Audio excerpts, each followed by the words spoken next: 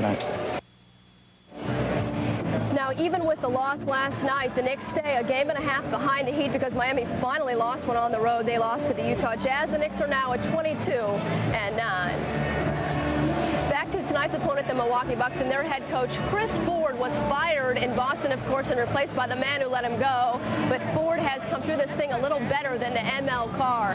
Ford, though, inheriting two big-time forwards, Vin Baker and Glenn Robinson. Together, they're averaging 45 points a game and playing worthy of their new nicknames, Mr. Inside and Mr. Outside, recalling the glory days of Army football, both averaging over 20 points and 10 and 6.5 rebounds, respectively, a game.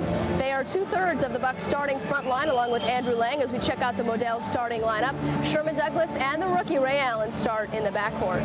Well, the Bucks have hit somewhat of a skid here lately, losing 4 straight games. They got off to a very good start, and at 15-15, they are 6th in the Central Division. All right, time now for tonight's MCS Cannon Let Us Show You the Possibilities segment. And for that tonight, we look at the possibility that the road team may win this one. Oddly enough, the last 9 times that the Knicks and Bucks have met, the home team has lost. The Bucks have won 4 straight games here at Madison Square Garden, and the last Knicks win against Milwaukee here was back on St. Patrick's Day of 1994. Both games last year here at least went down to the wire. The first was on Martin Luther King Day, January 15th. It was 94-91 Bucks. Patrick tried to tie it with a 3, and he was fouled by Vin Baker. But with 17 seconds left after Patrick made the first free throw, he missed both the second and the third, and the Bucks went on to win 98-92. Now on February 20th, the Bucks led by 2, and the Knicks had a lot of chances late, but could not convert on 4 tries at the basket. We see Anthony Mason, Hubert Davis, Patrick, and then again Hubert Davis, all failing to convert, and the Bucks won by 5, 92-87.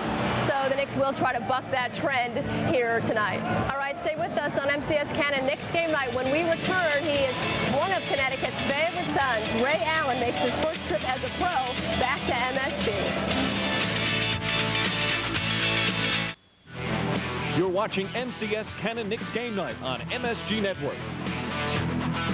Well, this concludes our tour of the Bud Light Brewery. Thank you very, very much. Hey, look, everybody. It's a new guy. Hey, new guy. Where? New guy? Hey, new guy. Name's Jim. Been here since September '93. This here's Fred. He took the tour in '92. For the great taste that won't fill you up and never let you down. Welcome to paradise. Make it a Bud Light. You need anything from the outside, I'm the guy you see, okay? Chips, pretzels.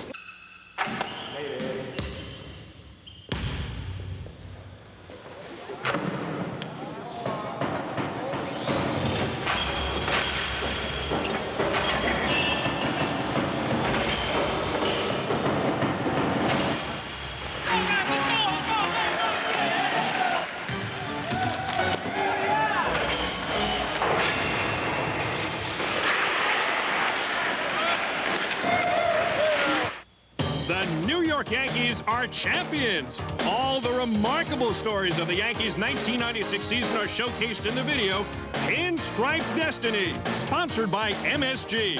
From opening day to its glorious last out, you'll relive all the Yankees' most memorable moments. You'll see clutch pitching, game-saving defense, and incredible heroics.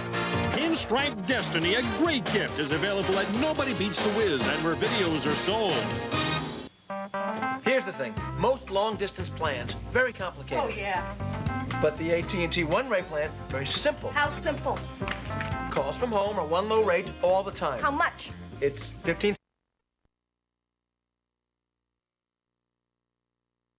Show you the possibilities. This Day in Knicks history is brought to you by Tommy Hilfiger, the classic American designer. John, we have a Tommy Hilfiger dilemma. Nothing happened on January 5th in Knicks history. Can you help out? I got something, Mel. 1979, the Knicks traded Spencer Hayward to the New Orleans Jazz for Josie Merriweather. No, better than that. Better. All right, Al. 1994, Knicks signed free agent Gerald Petty. They cut him 15 days later.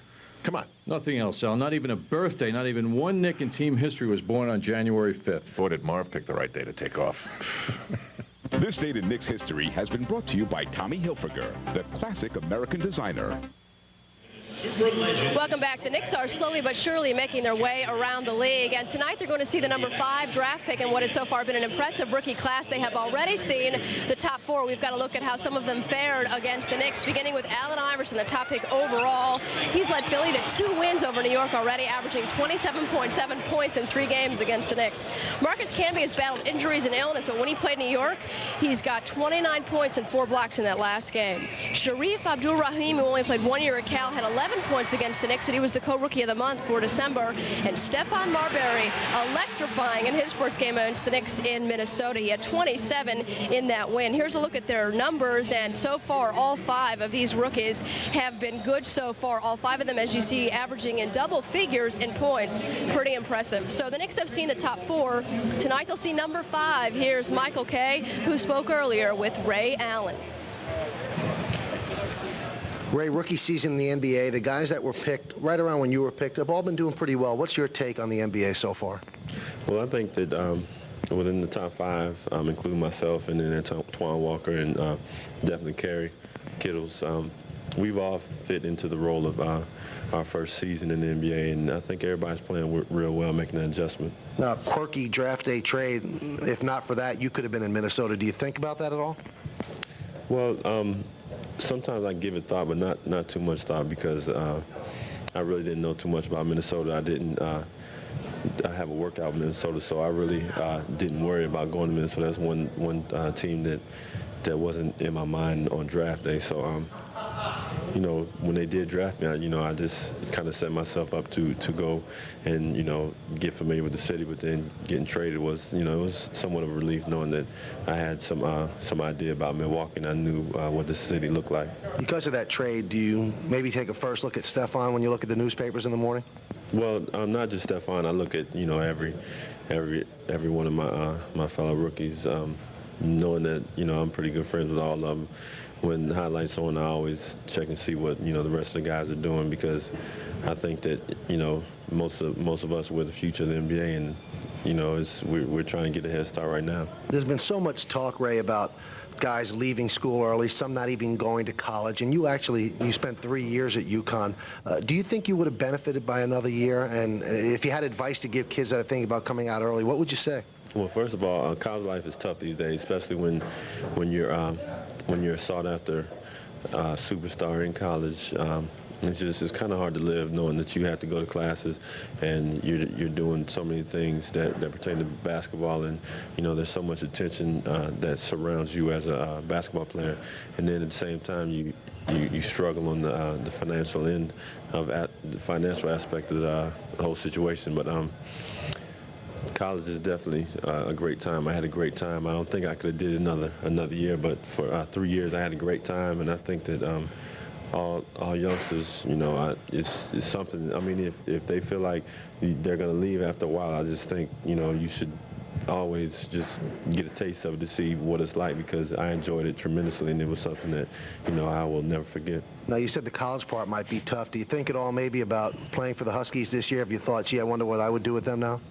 Well, I thought about it, but, it's a hypothetical situation, and I say to myself that, I had to move on, and, they definitely had to move on and make the best out of the situation. Great. Thanks a lot. Good luck. Thank you.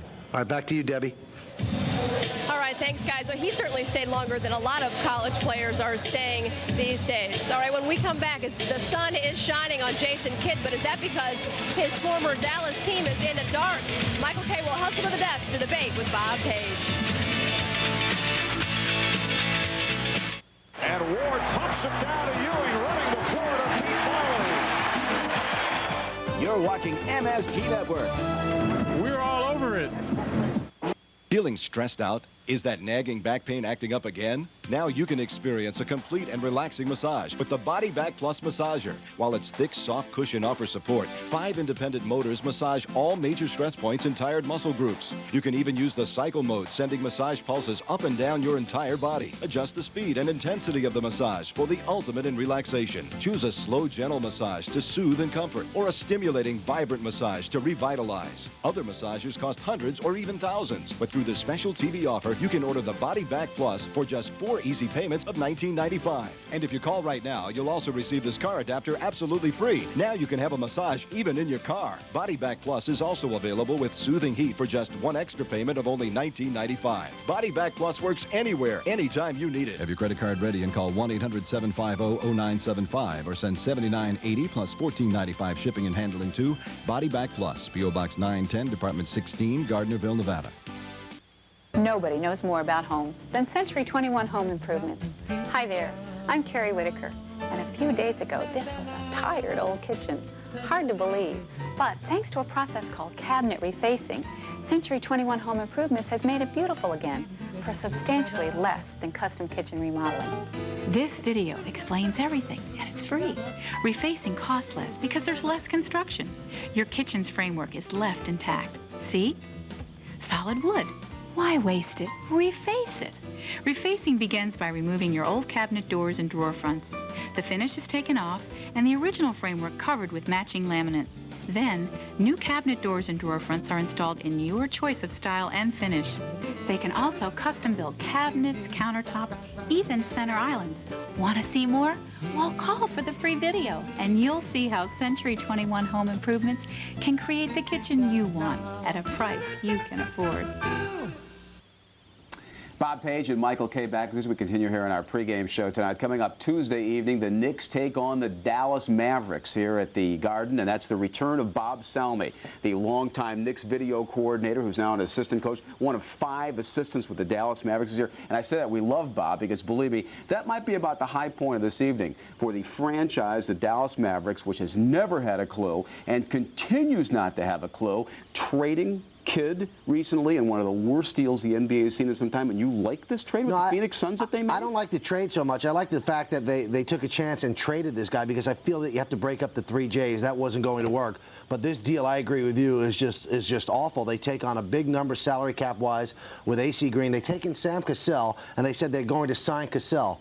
But what they do is they put themselves in a situation where they give this guy whatever money he wants. What I don't understand what this organization did, why hire Jim Clemens, who isn't a run-it-up coach? He's pretty much a half-court coach, and they have Jason Kidd as your point guard. It makes no sense. It really doesn't. Now, we have here the Dallas Mavericks media guide this year, and they have all of these little biographic capsules. The recently departed Donald Carter, who sold the franchise, and Norm Sanju. Here's what they say about Norm Sanju. Under Sanju's leadership, the Mavericks showed a profit in each of their first 16 seasons. That's the legacy.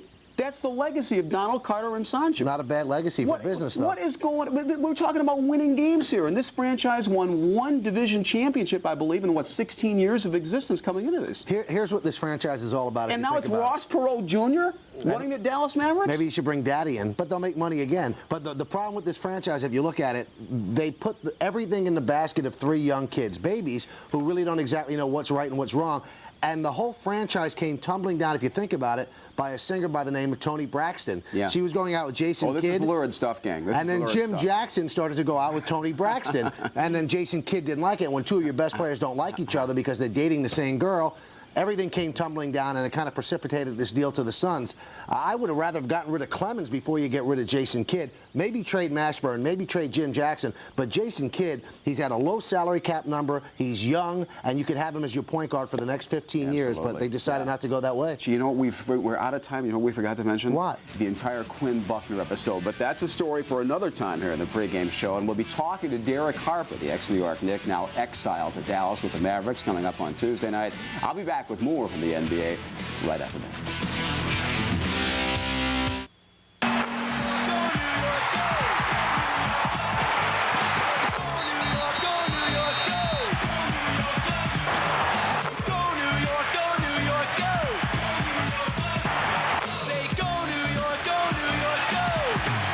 Introducing the New York Knicks credit card from American Express. Call 1-800-KNICKS now and get the only card that gives you savings, service, and great Knick discounts. Get the savings of no annual fee, this low introductory rate for purchases when you pay your bill over time, and American Express service. Plus, discounts at the Garden at restaurants and on Knicks merchandise. A free gift just for using the card. You can even win prizes like a skybox seat to a Knicks game. So apply for your Knicks credit card from American Express. Call 1-800-KNICKS now, because there's just one thing to say about a credit card this great. American Express helps Knicks fans do more. There is a place where legends come to life every day, where the magic of the sun never sets, the Mohegan Sun Casino, where the sweet taste of victory is always at hand. Here, sevens can equal thousands, and thousands applaud the stars. There is a place where you can find your season in the sun. Discover the Mohegan Sun Casino, now open, 1 mile off Interstate 395 in Uncasville, Connecticut.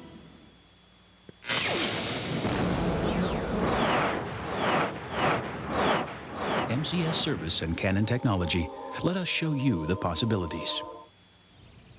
If you missed it from last night, the Miami Heat's long road win streak finally came to an end at 14, just 2 shy of the all-time NBA record. Kicking off a tough Western swing, the Heat quickly ended any suspense when they lost at Utah 83-80. Former Utah center Mark Eaton keeping up with the Jazz in the stands these days. And in the first quarter, Karl Malone inbounds. Kurt Thomas intercepts to Vashawn Leonard to Sasha Danilovich, who nails a shot at the buzzer. Heat led by 1 going into the second quarter. Utah was up by 7 at the half, though. Tim Hardaway with a second-half layup tangles with Greg Oostertag. A fight nearly breaks out, which would have been wise from Oostertag's standpoint, unwise from the much smaller Hardaways. Now, Vashawn Leonard is an underrated player, done a nice job for Pat Riley this year. Had 18 points in the game for the Heat, all on 3-point shots. Miami nearly tied the game at the final buzzer. Hardaway will take a 3-point shot, but his desperation attempt is short at 24-8, leading his old team by a game and a half atop the Atlantic Division standings. Pat Riley still can't be too upset. This guy keeps playing hard and concentrating on what has to be done out on the court, and I thought we lost our composure.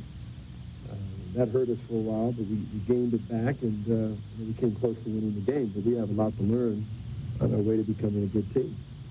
Speaking of the Jazz, USA Today pointed out in an edition last week that John Stockton is the only current player in the NBA to be shooting 50% from the field, 50% from three-point territory, and 80% from the free throw line. Now, they call this the 170 Club. 50, 80, and a more realistic 40% from the three-point line. And those are the only 4 players who currently qualify in the entire league. Last year, Stockton, Kerr, Tim Legler, and Jeff Hornacek were the only 4 players who made it. The Denver Rocky Mountain News last week somehow obtained a highly confidential document from the NBA. It's the annual officials ratings that the league does. Every referee is ranked from top to bottom by league coaches, league general managers, NBA executive Rod Thorne, referees supervisor Daryl Garrettson, and a mysterious amorphous group called Others, which is Garrettson apparently putting together a group of his cronies to assist. What the Rocky Mountain News found is a pattern of blatant discrimination. Garrettson and his group rank their favorites, including Garrettson's own son, near the top, thereby ensuring that these refs get the plum and lucrative playoff assignments. The guys they don't like lose out. Now, without getting into individual names of officials, the bottom line is this. Daryl Garrettson's ego has been out of control for years. His intimidation tactics, his petty behavior, and his autocratic ways are, or should be, beneath the NBA. My sources say Garrettson thinks nothing of calling up young referees in their road hotel rooms at 3 o'clock in the morning to harangue them about something they did on the court.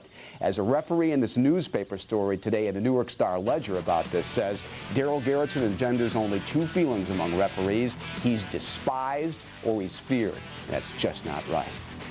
We're back as we continue on the MCS Cannon Knicks game night after these final messages.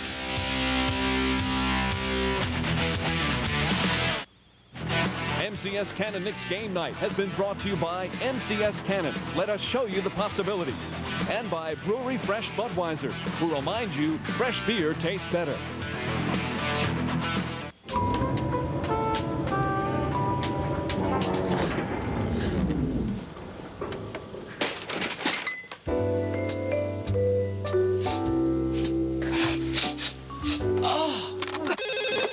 Precious Hotline, what's your problem? We're stuck with skunky beer. So it's not Budweiser? No. Remain calm, sir. We're on our way. Next time, look for this. New Born on Dating from Budweiser, because fresh beer tastes better. Precious Hotline. Could we order some Chinese? Give me a large fry, supersize. I got it. I got it. It's time to pick the 97 NBA All-Star team. Anything the kid wants, And you can vote for your favorite players. I love the haircut, man. Where they serve America's favorite fries, McDonald's. Vote today. It's your world, baby.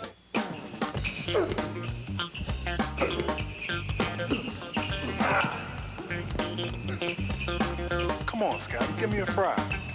America's favorite fries, McDonald's. Go get them. Please, get your own, man.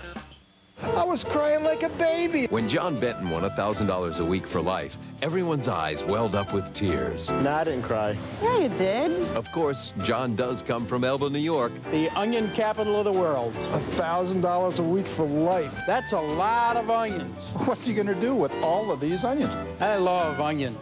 Forget this onion business. Take a cruise. Win for life. You keep living, we'll keep paying. I'd have to buy $1,000 worth of breath mints. Hey, I can. Science! Hey, want to see some cool things? Where? At the Smithsonian. Some famous flyers! To four-wheelers, Tucker made 51 of these cars. Washington sold. Rocket ships. Mission control. Dizzy Gillespie's trumpet. Lizard lips. The Smithsonian. Discovered. And Discover Card is proud to be partners in the anniversary. Jaws. How many credit cards make a statement like that?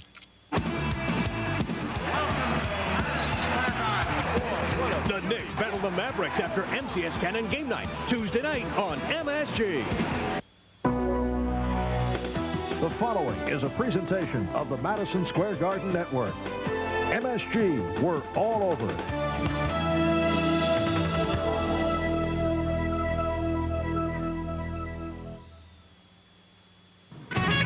Last night in Atlanta, the Knicks were all teed off. Patrick Ewing had one, so did his coach, while Buck Williams got two and was gone.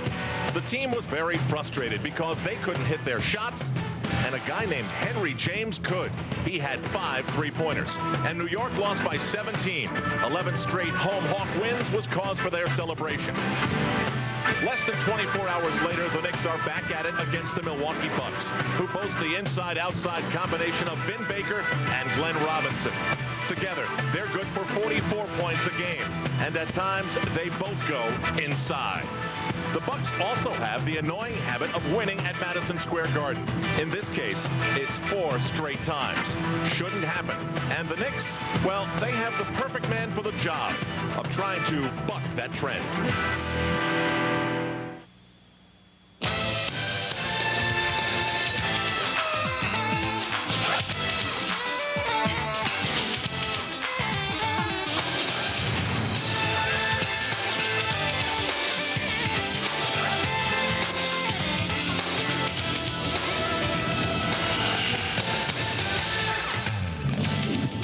In their golden anniversary season, MSG is the network of the Knicks, and we welcome you live to the world's most famous arena, where the Knicks welcome in the Milwaukee Bucks and their first visit of the season. In the Central Division, Milwaukee is turning things around, but they've lost 4 games in a row for the first time this season. They're 515-15. In the Atlantic Division, the Knicks suffered a loss last night at the hands of the very tough defensive Atlanta Hawks, 22-9, 1.5 back of the pace being set by the Miami Heat. Good evening, everybody. I'm Al Trowick, filling in for Marv Albert, along with John Andres. And it was a costly loss for the Knicks last night in Atlanta, not because their confidence suffered a hit and they couldn't hit their shots against the Hawks, but because in the first quarter, Chris Childs got tangled up with Dikembe Mutombo. He went down to the floor, grimacing in pain. He did come back and continued to play, but then he couldn't go on. And by the time the game was over, he was laying on the floor in a prone position, trying desperately to keep his back loose. But it tightened up, and by the time the game was over, he couldn't even bend over. So tonight he's receiving treatment and is not available to Jeff Van Gundy. As a result, Charlie Ward will run the show tonight, warming up to start for the 14th time this season. Charlie Ward has led the Knicks to 9 wins during that period. He has been a starter this year. Also, he's playing against Sherman Douglas, the veteran by way of Boston Celtics to Milwaukee. He's about the same size as Charlie. He should not be an intimidating opponent for Charlie Ward tonight. Now, John, we don't know if this is an NBA record, but it's certainly an oddity, and I love oddities, so let's let you see what it is. Milwaukee comes in with a 4-game winning streak at Madison Square Garden. That's not it yet. The last time the Knicks won here was '94. What we really get to the weird stuff is when we talk about how the road team in this series has won each of the last 9 games. That is very strange. And one of the reasons why Milwaukee plays so well against the Knicks are their 2 great young players. Yes, Vin Baker and Glenn Robinson. Both those guys so tough. And last year they did it at the Garden. January 15th, Vin Baker, big man around the basket, offensive rebound and a finish and a foul. February 20th, it was Glenn Robinson. This man can shoot from all over and long range. That was a 3-point shot. And this year, the trend is continuing. Both players among the top scorers in the NBA. They both shoot the ball very well, averaging over 20 a game, and they both rebound well. Robinson, in particular, is growing as a player. Used to be just a scorer in the first 2 years. Now he's doing more things. But both of those players and the Milwaukee Bucks have to deal with the Knicks and their 9-game home winning streak. The Bucks don't have a legitimate center. That could be good news for Patrick Ewing. Plus, we'll get a chance to see former UConn star Ray Allen, the rookie for the Bucks, here tonight at the Garden.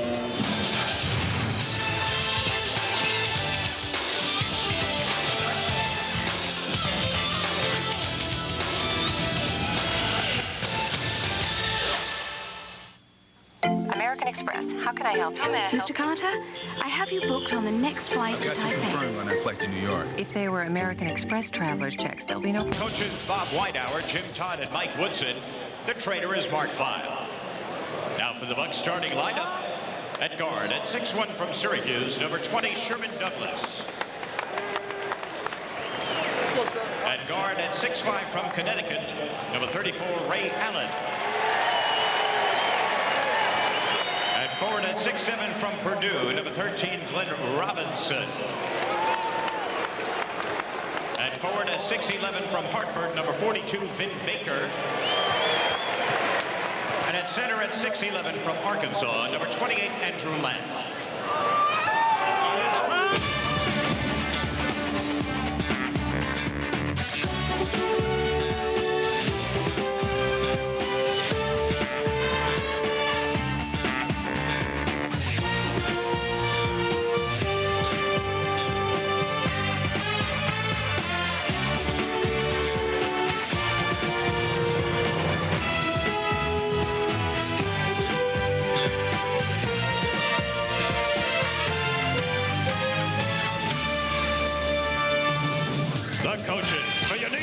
Chip Van Gundy, Don Shady, Brendan Malone, Tom Thibodeau, and Jeff Nicks. The traders are Mike Saunders, Tim Walsh, and Greg Britnam. And now, please welcome your New York Knicks. At guard, at 6'6", from Tennessee, number 20, Allen Houston. At guard, at 6'2", from Florida State, number 21,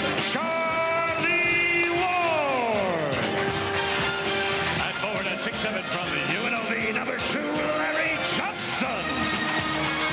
And forward at 6'9" from Virginia Union, number 34, Troy Captain Charles Oakley. And at center at 7 feet from Georgetown, number 33, Troy Captain Patrick Ewing. Chris Childs is injured and will not play. You hear the announcement being made to the crowd. Chris Childs is taking anti-inflammatory drugs, getting his back stimulated electronically, but the spasms prevent him from playing tonight. So Charlie Ward will get the added pressure of trying to turn things around from what was an ugly game last night. Meanwhile, the Milwaukee Bucks were doing great. They beat the Houston Rockets on the 23rd of December. Were 15-11. Then they lost to Houston and Cleveland and Miami and Minnesota. And Michael Kay asked Chris Ford, what's been the difference? Why have you lost 4 in a row? We just haven't been able to finish at the end of the games. Each game that we've lost, we've been right there with 2-3 minutes to go, even game or even ahead, and haven't been able to finish strongly. Either we make an offensive mistake or a defensive miscue, and you know, we just got to make sure that we complete the games. We've been playing better defense, but it hasn't been good enough at the end of the games. Well, you always want to look at the opponents when you hear words like that. They lost to Houston, Cleveland, and Miami prior to Minnesota last night, a much improved team, as the Knicks found out. So they've lost to quality of late. They're knocking at the door. Everything about Milwaukee is 500. They're 15-15. They're 9-9 at home. They're 6-6 on the road, and it obviously hasn't taken the edge of humor completely out of the life of Chris Ford. He could be the coach of the Celtics. It's Vin Baker and it's Glenn Robinson providing matchup problems for the Knicks up front. But what are the Bucks going to do to try and deal with Patrick Ewing? Well, they've done it in the past, and it's going to be up in large part to Andrew Lang, who's not a true center. He's 6'11", but he's more of a power forward than a legitimate big man. Still, the Bucks, as we've noted, have had the Knicks number 4 straight times here at the Garden. And the men in purple take it off the tip. It's Hugh Hollins, Tommy Nunez, and Tommy Wood running the show tonight here at the Garden. Ewing goes out high to guard Lang, and that's one thing Milwaukee can do to take Patrick Ewing from under the hoop. Oakley will guard Vin Baker. Larry Johnson on the taller Glenn Robinson. Robinson tangled in the corner, spins away from the steal attempt and hits at the 24-second buzzer. Charlie Ward will be guarded by Sherman Douglas. He's quick and will be a challenge for Charlie Ward to handle in that respect. Houston pushed by Lang on the double team, and now the Knicks look for the open man. Ewing. Oakley on the offensive board. Houston for 3. And it's all purple underneath. Andrew Lang did a good job on bothering Ewing. Contesting that shot made Patrick pull back a little bit. John, I mentioned everything about the Bucks is 500. Ray Allen for his first professional shot at the Garden, and it's good. Even the all-time season series, 65-65 between these two teams. Knicks clear it out for Larry Johnson. Johnson gets 2 men up in the air, and he'll go to the line. See, that time the offense moved quickly for Larry Johnson, and that's why he was tough on that move. When the ball is moving slowly, when the team togetherness out there isn't moving quickly enough, it makes it very difficult for Larry Johnson because of the type player he is. When he goes into his spinning moves, by the time he gets to the basket a lot, it's very difficult for him because there's so many big men around. But when the team is moving quickly and best of all for him, running, why, that's when Larry Johnson can be really tough. Larry started slowly in the free throw category, but he's hit 25 of his last 30, make it 25 of his last 31. Johnson's hit only 5 of his last 20 shots over the prior 3 games, so he's really looking for a good shooting night. Douglas backs in on Ward. Glenn Robinson from the low screen. Knicks on the run. You hear Larry Johnson say, "Let's go, Charlie." And it's going to be LJ again to the line. Foul was on Sherman Douglas, his first. The prior foul was on Glenn Robinson. There's a rather vivid example of how Larry Johnson can be tough. In the open court, he's got so many moves. He's so fluid in his movement. He can be extremely difficult to contain, and he was then while drawing that foul. Oh, John, you know, down to his roots from the days of UNLV, he would probably love to play the entire game at that breakneck speed. He just would love it. So it's a 1-point difference. Bucks in front.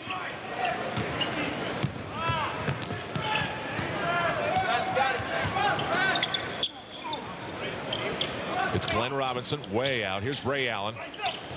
He had a dramatic big-time victory here at the Garden, winning the Big East tournament over Georgetown.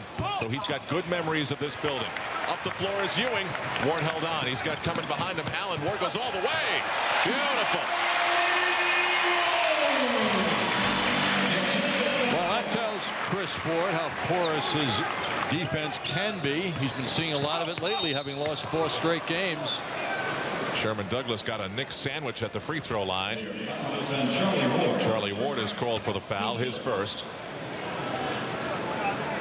Charlie a moment ago going down court looking for somebody to pass the ball to. I think the Milwaukee Buck defenders were thinking he was going to pass. They were covering everybody but Charlie on that play, so he just kept moving. Garden very quiet on this Sunday night. What could the weather be worse than it was today? Just remember a year ago, Al. That's right. It could be worse. Very good. How soon we forget. Good flashback.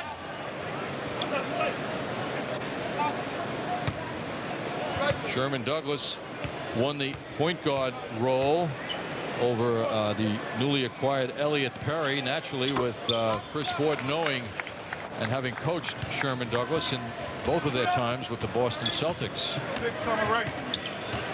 Sherman has started all 30 games, now 31 for the Bucks. Houston trying to get it going.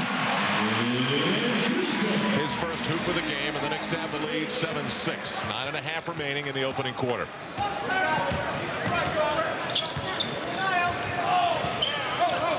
Vin Baker looks low for Glenn Robinson. Ewing with the shot that was way off. John, as I watch Glenn Robinson now, after a few seasons, I see a lot of Christian Laettner in him, a guy that maybe doesn't have the abilities to carry an entire team, but given the right situation can achieve good things. And slowly, as the Bucks continue to add these good young players, Vin Baker with Robinson and now Ray Allen, they can get a big man.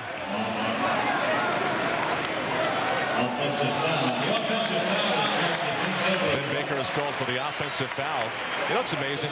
Chris Ford is only the 6th coach in the history of the Milwaukee Bucks, and this is a franchise that's been around for 28 years. I mean, that just doesn't happen anymore. Well, thanks to the long years of Don Nelson and Costello. Yes. Charlie Ward rattles one in. So the Knicks have a -3-point edge. You mentioned Glenn Robinson in the comparison to Laettner, Al. The one thing, though, Robinson. Big block by Ewing. Scowling as he comes away. Ruled the goaltend. But it's good to see Ewing, as far as Jeff Van Gundy is concerned, with that kind of energy early in the game. But Laettner will always be a superior rebounder to Robinson, being 6'11", as you see Ewing in a discussion with the official. Patrick looks a little grouchy after that discussion with Hugh Hollins. The fans didn't like the call after viewing it on Garden Vision. Ewing sees the open Ward, goes for 2 in a row and drills it. Well, it's clear that Ewing is responding more and more to his teammates. Example, that move. Ward's got 7. He's hit all 3 shots. Ray Allen trapped. Lang against Ewing. Just missed on the block, but altered the shot. I think Patrick had some Wheaties this morning, Al. He's really looking energetic out there on defense. Larry Johnson draws a crowd, and Knicks were open all over the place, but Oakley couldn't hit. The other coaches, Del Harris, Mike Dunleavy, Frank Hamlin had the reins of this team for a season after being the assistant for so many years.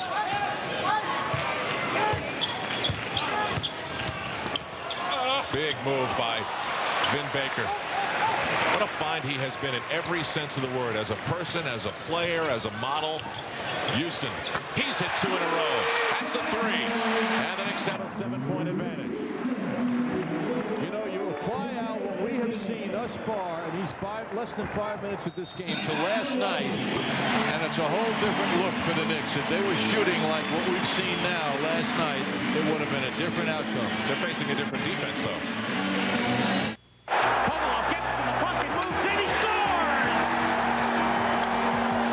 You're watching MSG Network.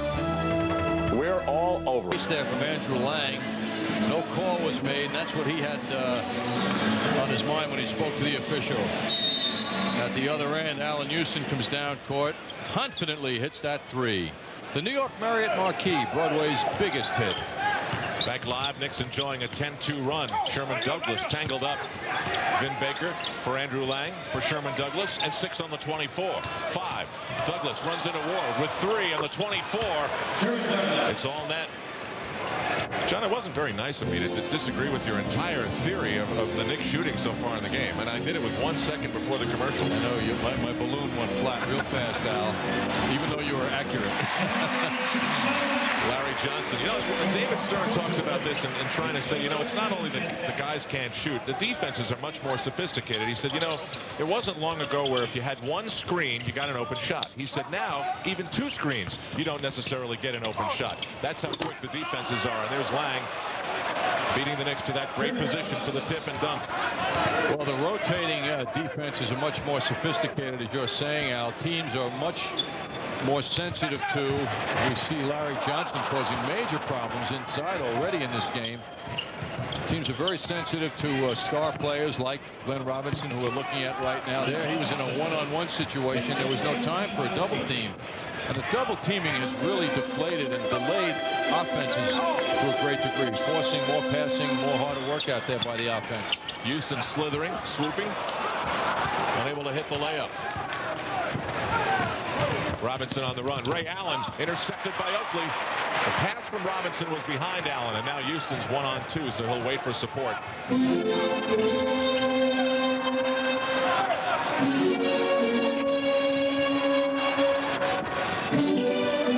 Oakley's guarded by Vin Baker, and now the Knicks post up Larry Johnson again.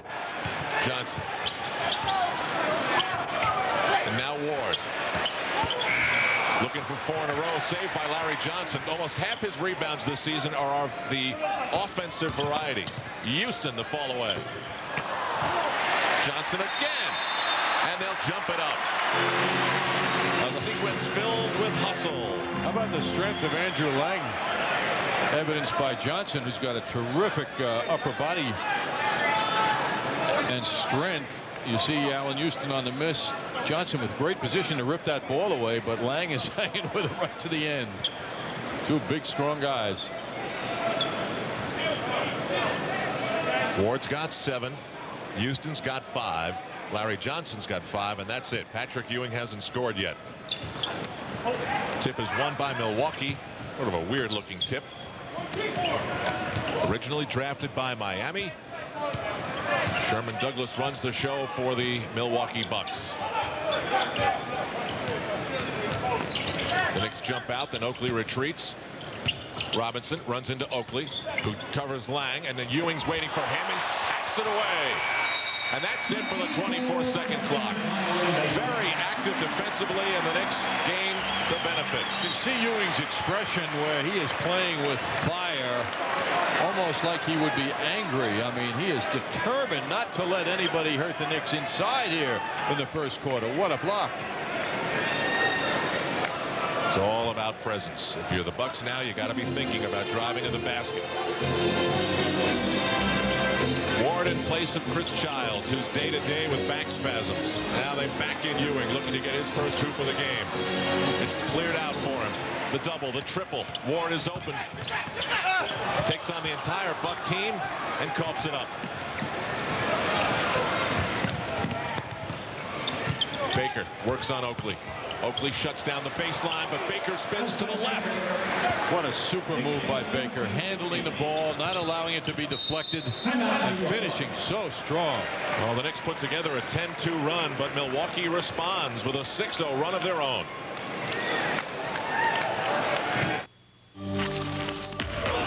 W1 by Raymond Weil.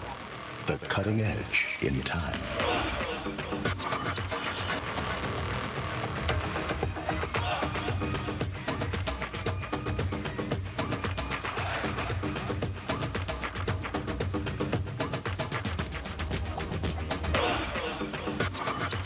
Time for the next generation. W1 by Raymond Weil. Want to get your feet wet on the internet? AT&T makes it easy to catch the wave. Every day, AT&T helps thousands of businesses, big and small, search for information, send email, and set up websites where they can do business with their customers. So whether you're a little kahuna or a big kahuna, grab your board and hop on. AT&T. It's going to be a great ride. The promise of tomorrow. To put down roots. To be there for your kids. To watch your family grow. Owning a home means something different to everyone, but the dream always starts the same. For a free guide that can help you on the path to homeownership, call the Fannie Mae Foundation. We're showing America a new way home. The son of a Baptist minister who's got a great singing voice and an all-star 2 times in this league, Vin Baker, part of a New England connection. Ray Allen out of UConn, and Chris Ford, a former Celtic player and coach, and Sherman Douglas, a former Celtic who played in Syracuse. Yeah, there's a big-time Eastern flavor to this team. Watch Baker in motion with that reverse move. Oakley gets to it, then Baker goes to another move and finishes successfully. Look at Baker handle that basketball. So fast, so fluid, knew exactly where he was throughout the entire move. Knicks on the inbound with 4 minutes to go in the opening quarter. Al Troutwig for Marv Albert, who called the New England Patriots win today. And Johnny Hoops alongside Allen Houston. He's shooting 500 for the game, 3 for 6.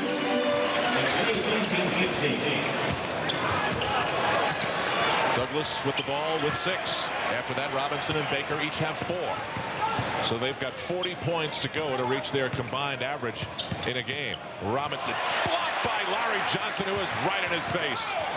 Robinson again, and he goes right back at Larry Johnson. Sweet revenge for Glenn Big Dog Robinson. He's one of those very special players who is moving quickly enough to get it done, but doesn't look like he's going fast. He's almost like in slow motion. He sort of sachets, doesn't he? Yes. He much like Allen Houston. What a rebound by Ewing. Oh, he is playing with a different sort of attitude. An angry look to Patrick Ewing tonight, going way up for that rebound. John, did you say something to bother Patrick before the game? I certainly didn't, Al, but he's looking like he's major fired up in this game. And professionally, he may be very disappointed in the team's performance last night in Atlanta. That could be one thing. Knicks have a 9-game home winning streak, and they want to keep that going, like Atlanta did last night. Larry Johnson leaves. Lang's just all over. Touching, holding, grabbing. Also, that shot he took in the face before, too. That might have done it. Then Baker stepped out of bounds under the hoop. Nick Ball on the turnover. Knicks 21, Bucks 18. Chris Ford. A lot of people thought he should have been coach of the Knicks there for a while when that was up in the air. Patrick Ewing watches it roll off. Rebounds are even at 9 apiece. Here's Robinson. Oh, he's doing it from all over the floor. Glenn Robinson makes it a 1-point game, and he's got it going with 8 points and 3 rebounds. Big coming, Ray. Big coming, Ray. Houston, the quick release. Allen Houston, 4 for 8. You know, Ray Allen is playing college defense against Allen Houston, and that's why Houston is getting such good looks. He's just not intense enough on Houston. He's playing college defense, and Houston's going to take him to school. Douglas. Ewing comes out of the pile. Charlie Ward looks up the floor. Oakley, and now John Wallace, who's checked in for the Knicks. Soft touch. Ewing's there. Big reverse. Wow. What timing for Ewing to do what he did. 2 Buck players were underneath, but the ball hung on the rim, and he took full advantage. Andrew Lang comes up short. Houston collides with Ray Allen. Ewing's waiting for him, but Allen puts it in anyway.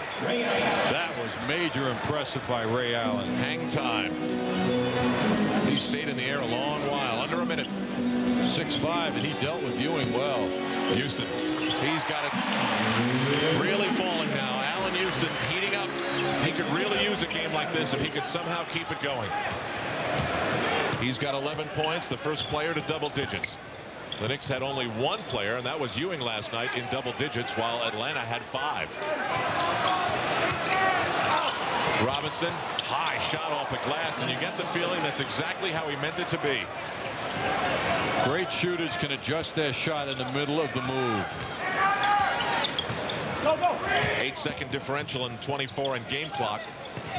Houston hangs on and is tripped up from behind. Ray Allen will be called for the foul. First foul by the former Husky. And the first in the last 2 minutes mean the Knicks will inbound and can hold for a final shot. Take a look at Ewing a moment ago inside. Patrick right there for the rebound and the reverse dunk. Made that look pretty cash. Patrick Ewing leaves with 4 points and 5 rebounds. Scotty Brooks has entered the game for the final 19.8. Knicks are 2 days away from reaching some important decisions on the future of the Eric Leckners and Chris Gents and Scott Brooks of the world. If they make the commitment to them to stay with the team, they've got to pay him for the whole year. Houston totally dropped the ball, and Vin Baker makes the Knicks pay with 0.7 seconds to go. John Wallace comes up well short. So the first quarter is complete, and Allen Houston disappointed that he dropped the ball, but he's shooting well. 5 for 9 with 11 points. It is the Knicks 27, Milwaukee 26. Allen Houston had an excellent first quarter to lead the Knicks. Ray Allen trailing him. Ray, rookie from Connecticut. Houston an inch bigger, but playing bigger here in the first quarter with that fadeaway jump shot. On we go to the second quarter. Scott Brooks running the show. Chris Childs on the shelf tonight with back spasms, and the Bucks shoot 60% in the first quarter and are trailing by 1. Elliot Sox Perry has entered the game. Former member of the Phoenix Suns, who gets his nickname for obvious reasons. He's a bit of a dilemma for Milwaukee because of his salary, which is pretty large for a backup point guard, $2.2 million. Also into the game, Johnny Newman, the former Knick, who was here for 3 years in the late 80s. They're the way they all used to wear him, John. I don't know about all of them, Al. You know, the good old days. The way you're wearing them right now under those gorgeous gray trousers. Right.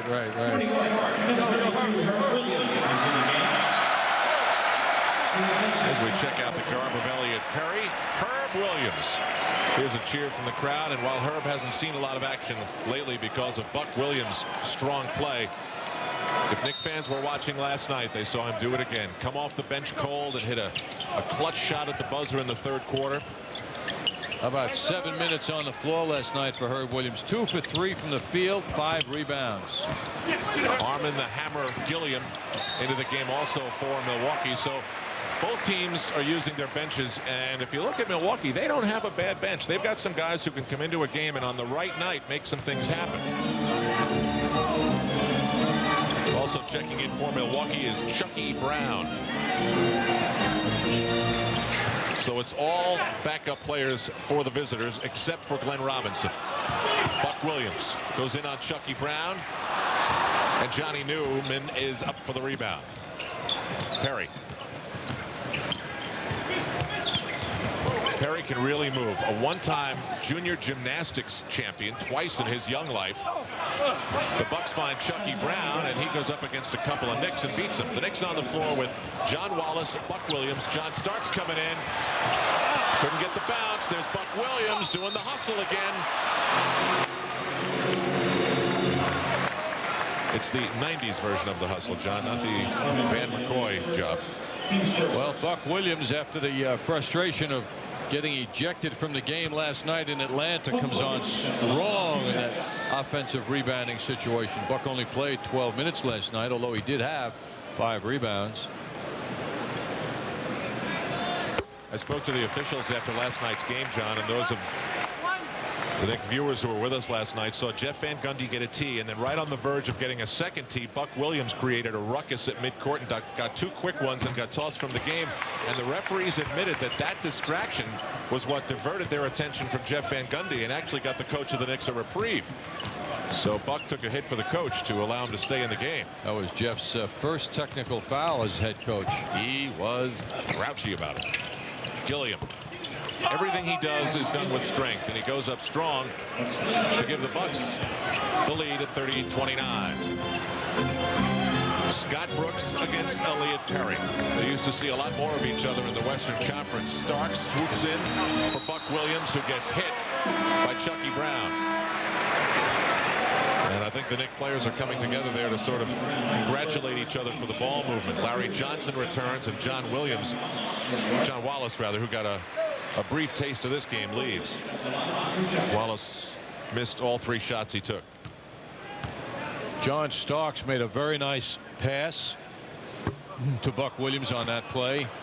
It's always encouraging for the coaching staff of the Knicks when they see John come out and initiate his play with team-oriented movement instead of pushing up the jumper right away, which he's done so successfully, I might add, this year. Strange to see Buck Williams go to the line and miss both. 10 minutes to go in the first half.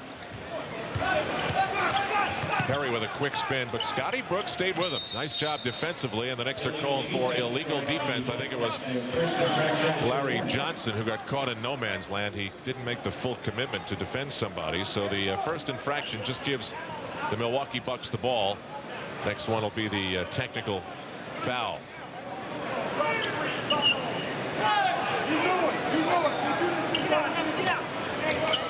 Still a very placid environment here at Madison Square Garden tonight. Not a lot to get roused up about just yet. Glenn Robinson. You hear all the grunting and groaning as some big men collide, and a foul sending Glenn Robinson to the court. Not a bad foul, though.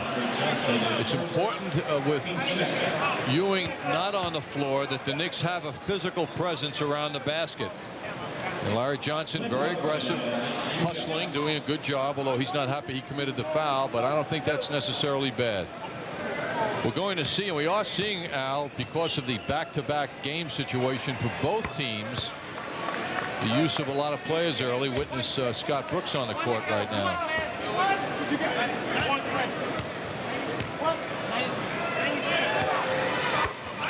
Glenn Robinson now into double figures with 12 points, shooting 5 of 9, really playing a very solid first half with 5 rebounds as well.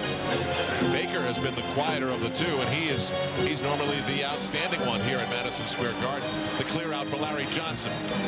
Goes up and gets it to roll. Boy, it's been a while. It has been a while since Larry Johnson's been able to do that, and also for him to make the kind of offensive statement he's made here in the first half.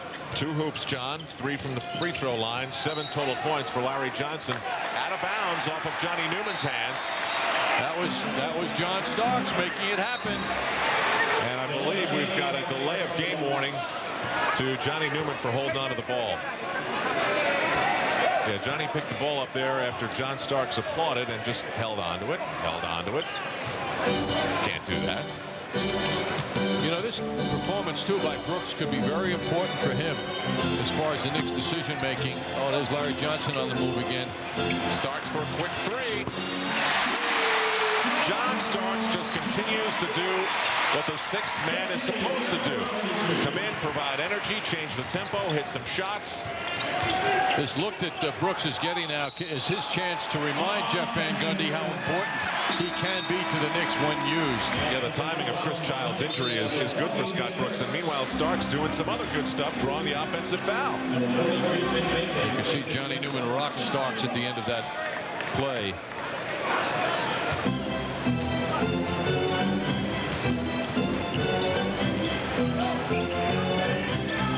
Buck Williams now to Larry Johnson, guarded by Chucky Brown. Johnson going strong to the hoop again. What a pass, but Buck Williams was out of bounds. So off the turnover, and turnovers were a big problem for the Knicks last night. They have only 4 in the game so far. The Knicks have had a 7-point lead. The Bucks have had a 4-point lead, and it's close, just the way it has been for so long between these two teams when they play. 9 consecutive times the road team has won when the Bucks meet the Knicks. Elliott Perry from long range. He hits the 3, and the Bucks grab the lead by 1. Bucks getting a nice contribution from their bench. Gilliam's got a hoop, so does Perry now, and Chucky Brown's got one. Johnny Newman is not exactly having a smooth outing here in this one. He gets called for the foul. Scotty Brooks leads. Charlie Ward is back. Patrick Ewing returns. So that means the lineup is Buck Williams, Patrick Ewing, Larry Johnson, Charlie Ward, and John Starks. Ward saves it. Starks guarded by Newman, the ex-Knick. Again, the Knicks go to Larry Johnson. He spins. Tipped up by Buck Williams. Well, they had 3 Bucks on, Johnson, and that opened up the weak side. I got the sense, Al, at the end of that shot, all Larry Johnson wanted to do was throw it up softly because there were 2 men on him, and he sensed, I really think he sensed Buck Williams around the basket. It's been the way he's playing, John, that unselfishly. Whoa, pass! Oh! Charlie Ward. You talk about threading enough room for Thread in there. Somehow Ward found Johnson. They called a foul on Elliott Perry. That was a look at Larry Johnson moving and getting that bullet pass from Charlie Ward. I didn't quite understand that call, John. I mean, there was no continuation. The Knicks were on a fast break. They stopped the break, and I didn't get that one at all. Maybe it was an errant whistle.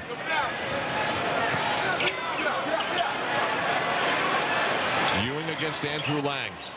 Boy, Lang is doing a very good job of tangling up Patrick Ewing.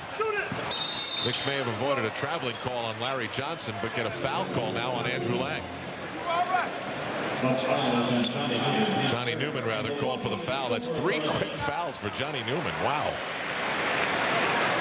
So Patrick Ewing will go to the line. Ewing, a quiet first half, 4 points, 5 rebounds, and Johnny Newman's going to take a seat as Ray Allen returns.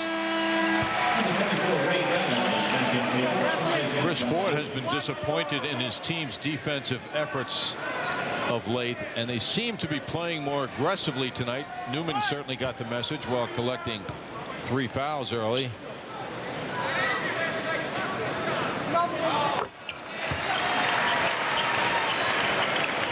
So it is the Knicks by 3. Johnny Newman had 3 fouls in 5 minutes. It's not good when you do that. Elliott Perry off the dribble, looking for Baker, breaking off Buck Williams' defense, and the Knicks are called for the foul. We've got a timeout on the floor at the Garden.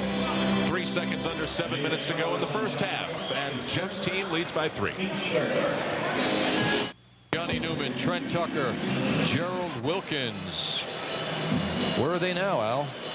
John, they visit. You know, they do keep in touch. Well, there they are. Mark Jackson with the Nuggets, Strickland with the Bullets, Johnny Newman we're seeing tonight, Gerald Wilkins doing a nice job with the Magic, and Trent Tucker, an announcer.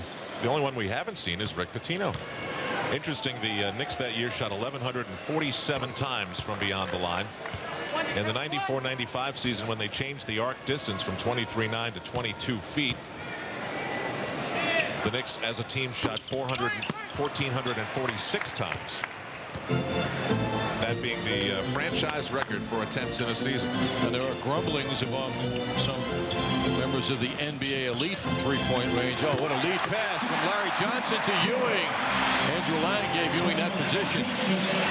Grumblings that maybe that line should go back to 23-9. Some people feel, some players feel that it's too easy now. And as a result of it being so tempting, the shooting percentages and the scoring is down because of how close of a shot it is. Meanwhile, you really get the sense that Andrew Lang's tactics on Ewing are really getting underneath his skin. Turnover on the travel for Milwaukee. And with 6:21 to go in the first half, the Knicks will have the ball up by 4. Well, Ewing is making his best response statement that he can. He's playing so well here in the first half. Knicks run a set play. You see that now Lang wrapped his arm around Ewing's belly that time, and it wound up in the Bucks' hands. No foul, though, Al. No foul called. Perry for Armin Gilliam. Charlie Ward. Larry Johnson shut off the baseline. That is a beautiful shot by Andrew Lang. Not a classic hook shot, but one you have to like anyway, John. That was nice. Big man on the move like that, making it look quite easy. Andrew Lang is 6'11". Stark sees Ewing over Lang. Now he's working on Lang. 10 points for Patrick Ewing, 11 for Houston, who had the hot first quarter, and there are the scoring leaders for New York. Patrick's got the last 6 straight Knick points. Vin Baker sets the screen. Offensively, he's been quiet. Ray Allen blocked by Ewing. Buck Williams outlet for Starks. He battles with Ray Allen, sees Ewing, but stepped on the end line. Oh, that had the potential to be very exciting. Starks did the 180. He had 2 targets there in Larry Johnson and Patrick Ewing, but by that time the whistle had blown. Well, Starks, you'll see, was well played. There was somebody with him much of the way, and that's why there was a little extra put on the pass.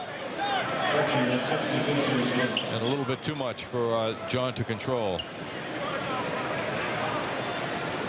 A little delay as the officials decide whether to allow a substitution or not. They disallow Glenn Robinson's entrance into the game, so he'll sit and wait. Charles Oakley also on the far side, getting ready to come back into this game for New York. Perry, Baker, Buck Williams guards him way out there. They clear for Armin Gilliam. The Knicks collapse. Gilliam goes for Perry, creates his own shot, and Elliot Perry has hit both shots that he's taken. He's got 5 points. Which is his per-game average this year. He generally plays at the average of 16 minutes a game. Well, he's done his average in 7 minutes. Ewing again. He's got 8 straight Knick points, and he glares at the official at the absence of a call. John Starks with another nice lead pass to Ewing. 22nd timeout is called by Chris Ford, and he talks to Andrew Lang with a lot of emotion. He does not like the way Lang is being taken advantage of now by Ewing.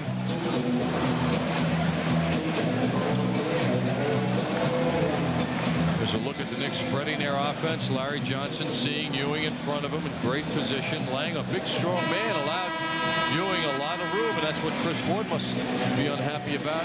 That's a weak fronting defensive move by Andrew Lang. Lang was the player included in the trade between Minnesota and Milwaukee, which was the exchange of Marbury and Ray Allen. And what I really like about what I'm seeing from Patrick Ewing here, John, is that it doesn't happen like this all the time for him. He's going up against a guy who he should dominate.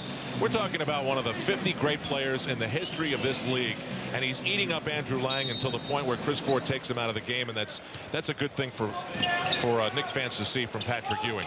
Let me tell you how happy the Bucks were, though, to get Andrew Lang as part of that deal for Stephon Marbury.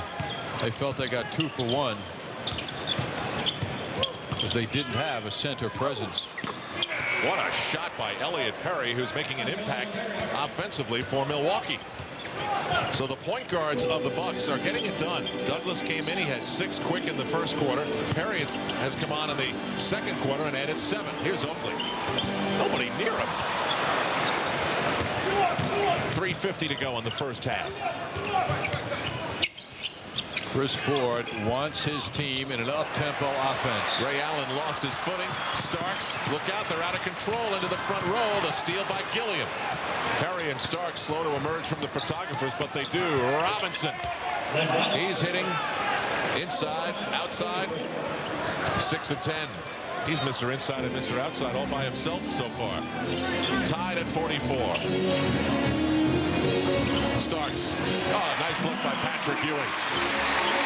Starks was ready to receive, too, because he quickly executed the shot. It's not that easy. Normally, when a player goes up for the shot, you want to look to the rim and get in position for a rebound, but Starks stuck with the play. Robinson again. Glenn Robinson.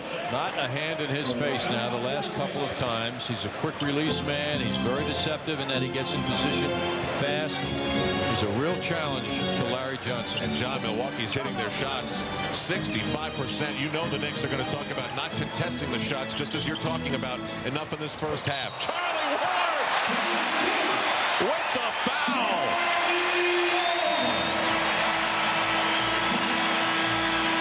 Charlie Ward getting this Garden crowd into it. And a timeout on the floor. Both teams are hitting their shots, the exact opposite of what we saw last night in Atlanta. Timeout at the world's most famous. All right, come on. What job did you get? Administrative assistant. You're a secretary. No. Assistant executive vice president. Right. You're his secretary.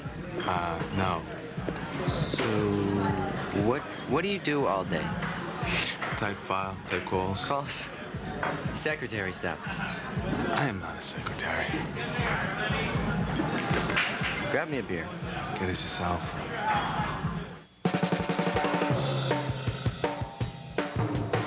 Want to get your feet wet on the internet? AT&T makes it easy to catch the wave. Every day, AT&T helps thousands of businesses, big and small, search for information, send email, and set up websites where they can do business with their customers. So whether you're a little kahuna or a big kahuna, grab your board and hop on. AT&T. It's going to be a great ride.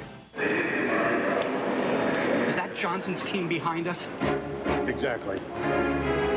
Are they members of Hertz #1 Club Gold? Exactly. Are we members of Hertz #1? Not exactly. So thanks to Hertz, they're going to get to the meeting on time. And we'll be late. So exactly what'll I tell the boss? In rent-a-car, there's Hertz, and there's not exactly. Make sure you choose the right one. And then a dog in the cargo hold 8-hour presentation. Is he buying it? Not exactly. Chris Childs day-to-day with back spasms. In the offseason, the Knicks decided to make him a wealthy man and change direction from what was run by Derek Harper for so long here in New York. Derek will be back with the Mavs, unsettled themselves, and we'll have an extended conversation with him on the FCS Cannon Knicks game night prior to the Knicks and the Mavericks here at the Garden. Meanwhile, Charlie Ward getting the start and making the most out of it.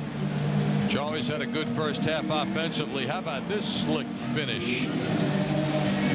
Charlie was also fouled on the play. Take another look at it from a different angle, going down the middle. And with his great instincts around the basket, Charlie finishes the play beautifully. Ward 10 points, 4 assists, and the Knicks lead is 3. Coming up on 2 minutes to go in the first half. Glenn Robinson, it's been so difficult for Larry Johnson. Glenn Robinson is just killing the Knicks. 18 points, 5 rebounds. Every once in a while I feel like I sound like Marv. I've been listening to him for so long. Larry Johnson breaks free. Charles Oakley once again sends him the lead pass right on target. So with 2:04 and counting it down, the Bucks have made their last 5 shots, and there's another. Ray Allen hits the 3. Ray's got 7 points and has hit 3 of 4 in his pro debut at the Garden. Larry Johnson tries to go back at Glenn Robinson. Johnson's got 9, and Glenn Robinson has doubled him up in the first half. Ewing fakes Baker, off balance, it falls. Patrick Ewing coming to life in the second quarter. He's got 14 points, 2 blocks, 6 rebounds. And Chris Ford is giving an earful to Hugh Hollins. You know, in 19 minutes, it's amazing to me, Vin Baker does not have a rebound. He hasn't been involved either offensively either. No, he's very quiet. He's got 7 points. Very quiet for him. You wonder if he forgot to take the pregame shower. Could have thrown him off. Larry Johnson having a struggle as the Bucks collapse on him. And then Larry Johnson, after losing the ball, commits the loose ball foul, trying to get it back. Looks like Larry Johnson lost his balance as he started his move right to left. John Wallace will give Larry Johnson a break with 1:08 to go. Johnson leaves, getting a hand for 9 points, 2 rebounds. The Knicks have really been calling his number a lot in this first half, and he's had his hands full at both ends and trying to stay with Glenn Robinson.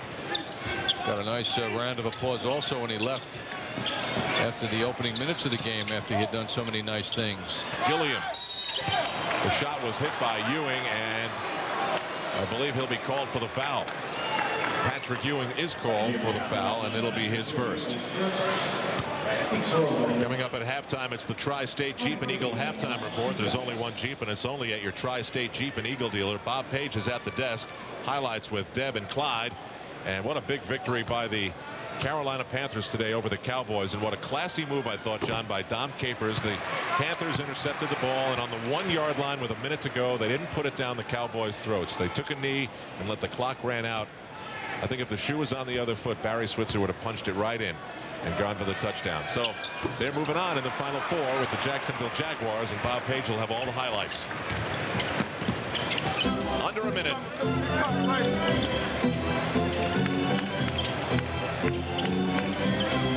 Ewing now guarded by Baker. Robinson the rebound, and out comes Elliot Perry.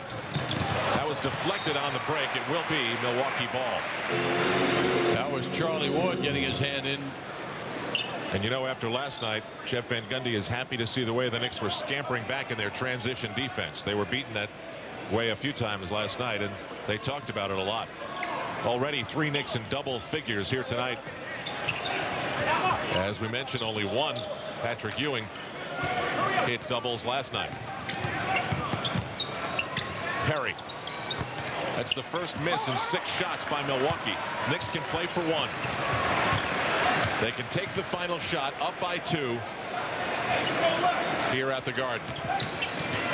The Knicks go to Allen Houston. So visible in the first quarter, 0 points in the second. Playing fewer minutes, of course, Charlie Ward sees Ewing with 3 seconds to go. Patrick Ewing gives the Knicks a 4-point lead. The clock's at 1.4. Baker comes up short.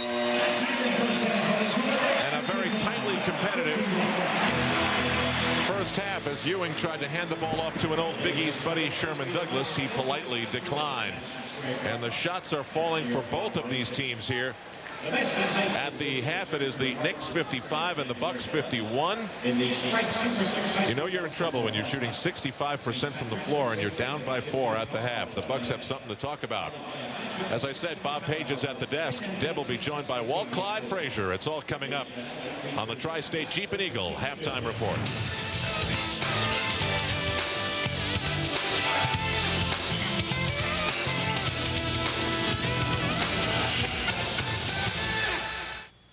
Starks digging and giving it up.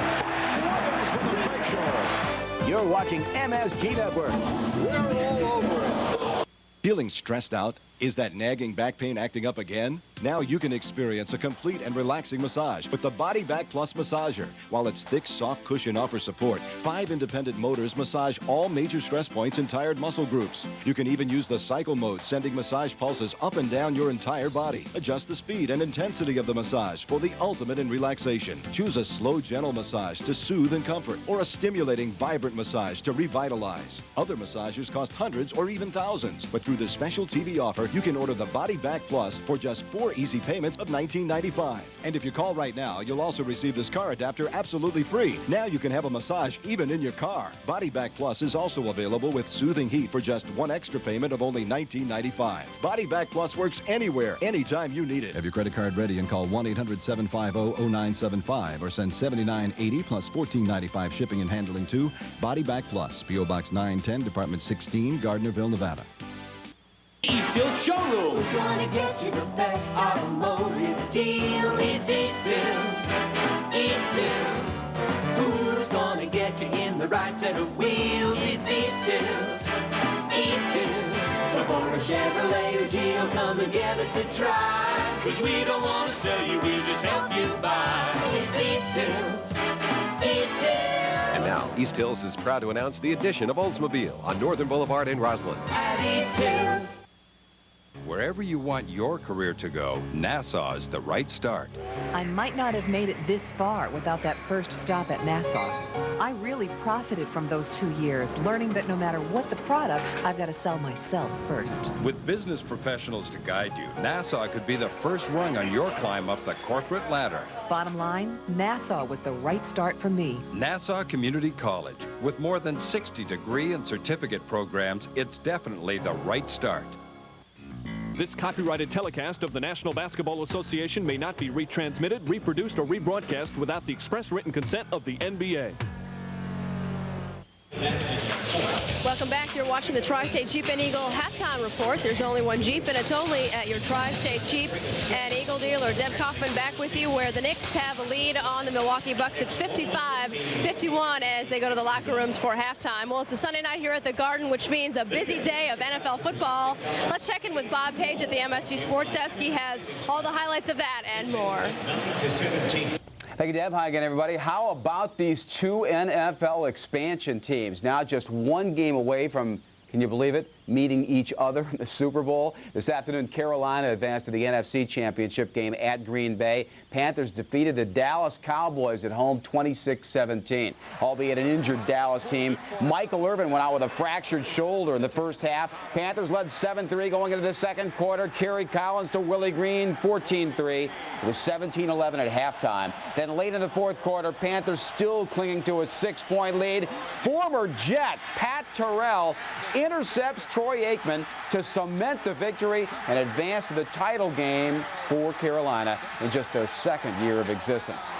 And Jacksonville, in its second year, will play at New England in the AFC Championship game next Sunday. Patriots advanced today by throttling the defending AFC champion Pittsburgh Steelers 28-3. The game played in fog throughout at Foxborough, but it was the Steelers who were in a fog primarily.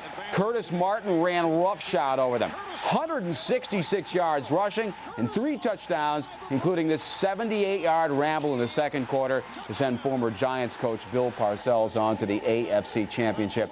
We, of course, will have more in the way of highlights, post-game interviews, and some comments about Parcells' future, perhaps to the Jets, on our full half-hour show at about 10:30, right after the Knicks postgame. Now this.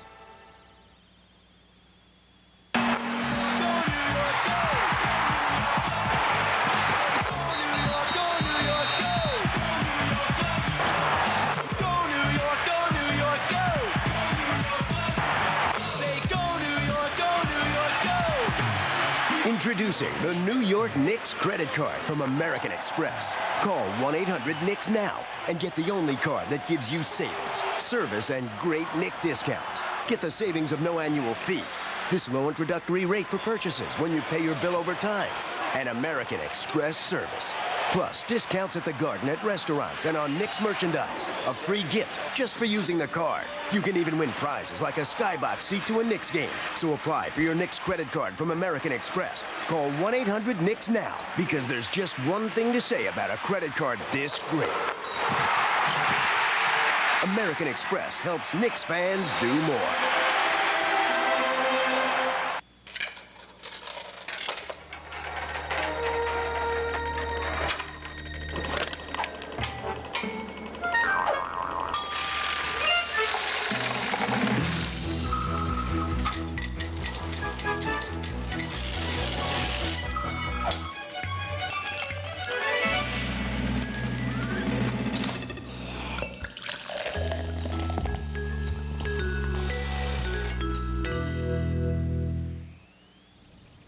Let's just put it charitably and say that Greg Norman and Scott Hoke are not exactly two of the great pressure players in the game of golf. But somebody had to win when they were matched up against each other today in the World Championship. This was match play at Scottsdale, Arizona. Remember, they always called him Hoke, as in choke, after he missed a 2-foot putt to win a playoff at the Masters in '89. Nice shot there on the 7th hole today for a birdie. They went to the final hole, where Norman, not dealing with the pressure of a major tournament, sunk this birdie putt to defeat Scott Hoke, one up, and win the first place prize of $1 million. Again, much more from us coming up on our half-hour show tonight, right after the Knicks postgame report. Stay tuned. We'll go back to courtside after we pause again for this time out.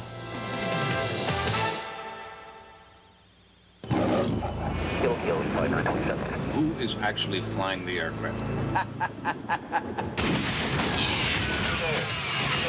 Help me get this plane on the ground.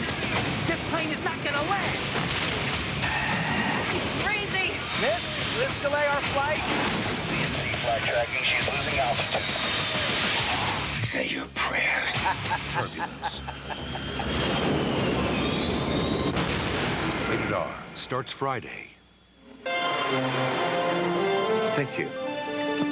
I've just had this most extraordinary phone call from Delta Airlines. It seems they have this intrepid team of meteorologists who spotted a weather problem ahead on my next flight. So they moved things around and then actually rang me up with a reroute. Now, instead of sitting and circling, I'll continue whining and dining and still stick to my schedule.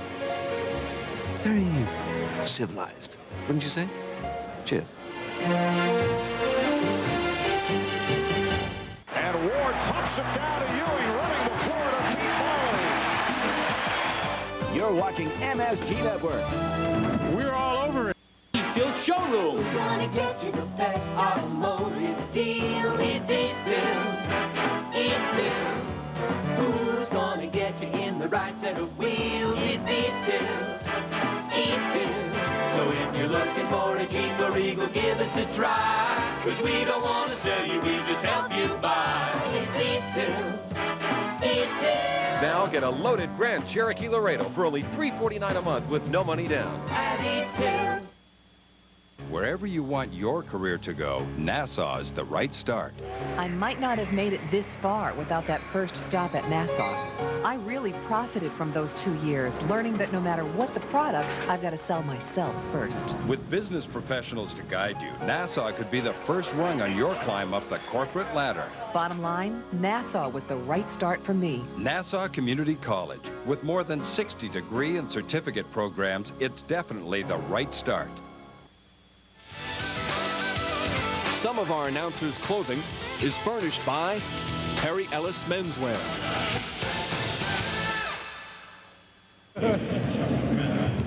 Welcome back to the Jeep and Eagle halftime report, where the Knicks are leading the Milwaukee Bucks by 4, 55-51. First up, our halftime scoring summary, which is brought to you by Jeep Grand Cherokee, the perfect combination of luxury, safety, and ruggedness. Jeep Grand Cherokee. And Patrick Ewing with 16 points, 12 of them coming in the second quarter. He's 7 of 10 for the game. And Allen Houston has 11, but all of them coming in the first quarter. Both teams shooting exceptionally well. The Knicks 22 of 40. For the Bucks, they're shooting 63% from the floor. It's the big dog, Glenn Robinson, leading the way with 18. 3 of the Bucks have 7. Welcome back inside. Deb Kaufman now with Clyde Frazier, and give us your thoughts now on this first half. The Knicks, are they not playing good enough defense, or the Bucks just shooting lights out? Well, they must tighten up the defense. That's their forte. The Bucks are one of the better field goal percentage shooting teams in the league, so it's not an aberration. All right, let's take a look at some of those first half highlights, which are brought to you by Jeep Wrangler, the original top-down fun in the sun on and off-road vehicle from Jeep. And Glenn Robinson has been the big dog so far for Milwaukee. Robinson 6'7", 235, averaging 21 a game. So he and Baker, a dynamic duo, this time penetrating Ewing, a belated attempt to block his shot. Well, they've been Mr. Inside and Mr. Outside all year, but Vin Baker's been quiet tonight. Robinson's been carrying the load. Robinson's shooting 48% from the field. Will pull up for the jumper here, so he's been swishing those shots. So the big dog for Milwaukee. For the Knicks, it's been Patrick on the prowl. So Ewing dominant inside tonight. Good job here by Lang, but watch Lang does not box him out as the ball caroms over his head. Ewing with the rebound and the baby jumper. And here's an early candidate for our dunk of the game. Again, Patrick inside creating mayhem. And again, the Bucks do not box him out. So Ewing there asserting himself. He's a 7-footer with the reverse dunk shot. All right, so Clyde, what do we have to look for now in the second half? Well, the things that have propelled him back as a team has been rebounding and a tenacious defense. So that's what they must capitalize on tonight. Well, it'll be interesting to watch. Chris Ford has said that his Bucks have not finished well. So they've got a deficit to make up for, and also they need to finish well. You've been watching the Tri-State Jeep and Eagle halftime report on MSG Network. There's only one Jeep, and it's only at your Tri-State Jeep and Eagle dealer. We'll be back.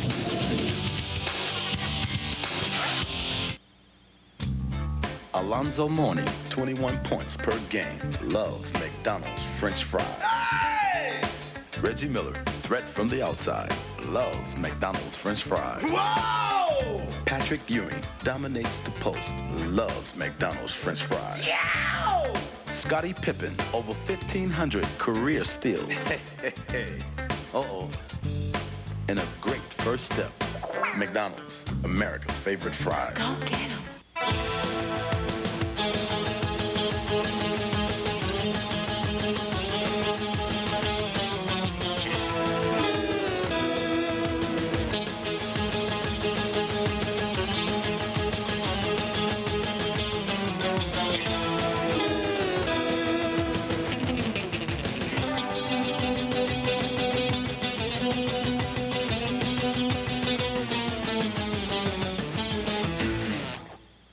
Lots and lots, tons and tons of tennis balls. Some of the things that are on my Discover card statement, I travel quite a bit. Ooh, I didn't know that the golf balls were on here. Just relax, enjoy nature, and very good. Labidochromis, Carulius. They don't want to play with me now because I beat them 90% of the time. I'll take out $100 to buy the bait, gas up the boat. How many credit cards make a statement like that? Let's see, what else do I have on this? It pays to Discover. Use it where you see the notice sign. That's John Benton. He's from Elba, New York. The onion capital of the world. He just won $1,000 a week for life. That's a lot of onions. Win for life. You keep living, we'll keep paying. $1,000 a week? That's a 1 followed by 3 onion rings. You don't know who wrote Moby Dick? No. You don't know who wrote Moby Dick? No. The one with the whale. I saw the movie. But you never read the book. So what? So what? It's Moby Dick. Look, I don't know who the wrote Moby Dick, okay? Okay. New York Knicks basketball is brought to you in part by Hertz. For business, for pleasure. Nobody does it exactly like Hertz. By McDonald's. Have you had your break today? And by Nobody Beats the Wiz Home Entertainment Center.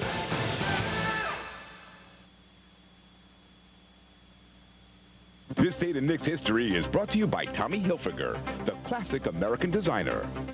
John, we have a Tommy Hilfiger dilemma. Nothing happened on January 5th in Knicks history. Can you help out? I got something, Al. 1979, the Knicks traded Spencer Haywood to the New Orleans Jazz for Joe C. Merriweather. No, better than that. Better. All right, Al. 1994, Knicks signed free agent Gerald Petty. They cut him 15 days later. Come on. Nothing else, Al. Not even a birthday, not even one Knick in team history was born on January 5th. Boy, did Marv pick the right day to take off. This date in Knicks history has been brought to you by Tommy Hilfiger, the classic American designer. Well, part of the halftime festivities here tonight, an award for the Knicks Sharpshooter of the Month given to the Knick with the highest shooting percentage in December. Tonight's award went to Buck Williams. The Sharpshooter Award goes to the Knicks player with the highest shooting percentage during the month. And this month's recipient is Buck Williams with an overall shooting percentage of 52% from the field. A Sharp Electronics gift will be presented to Hale House. How about a big round of applause for Sharp and Buck Williams for making it possible. Okay, and always shooting for a high percentage. Our guys calling the game, ready now for the second half. Al and John. Okay, Deb and John, let me say the Strasburg training for both of us hasn't kicked in. Al, it was an honor. It was my pleasure. Patrick Ewing going up against Andrew Lang and rocking Lang's world. Lang started off by grabbing, holding, frustrating Ewing. Ewing got angry, and his attitude shows in the numbers. I think Lang, as we recall, clipped Patrick Ewing in the head, and it was curtains for Lang after that as Ewing really turned it up. They go to Ewing right off the start of the third quarter.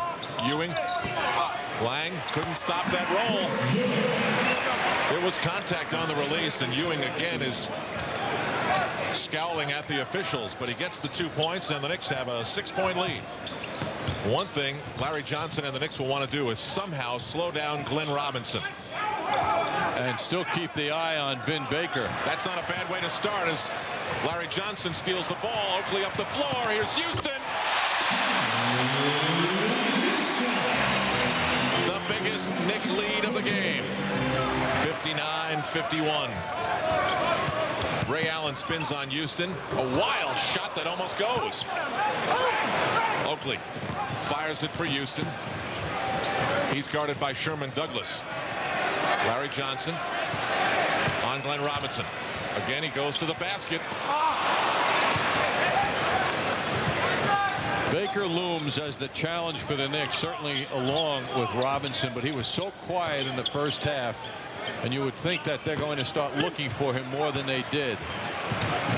Baker scored 7 and grabbed only 1 rebound. Give a lot of credit to Charles Oakley. Oakley hasn't scored, and maybe that's because of the defensive work that he's doing on Baker. He has gotten inside for 5 rebounds. It's Larry Johnson again. Ewing sails by Andrew Lang, but missed the one-hander.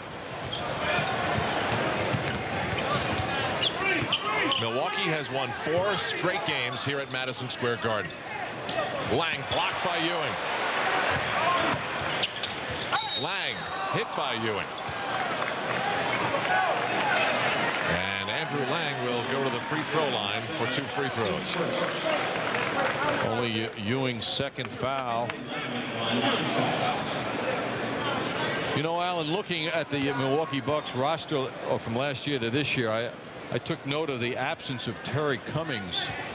Terry Cummings has finally ended his professional NBA career after 14 seasons.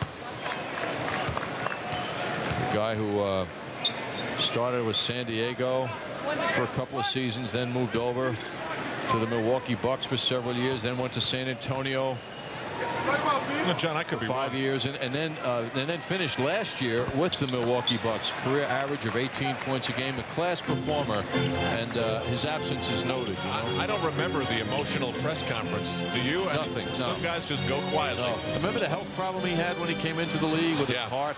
And he had 14 big years in the NBA. Off the turnover, the Bucks get another foul call against the Knicks. Charlie Ward got a little tangled up controlling the basketball. He gets called for his second personal foul, trying to compensate. Ward's been running a good show of 4 of 5, 10 points. Here's the man of the game so far from a Milwaukee standpoint. Glenn Robinson, 18 points, 6 rebounds, 8 of 13 from the floor. And that was his first free throw miss. He's 2 of 3. Boy, Robinson and Baker were happy to get away from Minnesota last night, from playing them rather, at home in Milwaukee. Garnett, 22 points, 13 rebounds. Gugliotta, 25 points, 13 rebounds. Well, the big two of Baker and Robinson got edged in the performance department as Minnesota won that game. The Bucks didn't shoot the ball well, less than 40%, so a big check in the plus column for Minnesota for their defense. Houston looks for Ewing. He goes straight at the basket. Stopped by Lang, and Patrick Ewing draws the foul. There appears to be very little, if anything, that Andrew Lang can do tonight to slow down or stop Patrick Ewing. Ewing is at another intensity level. Without a doubt. Always plays hard, but tonight, I don't know, there's just something special about his performance.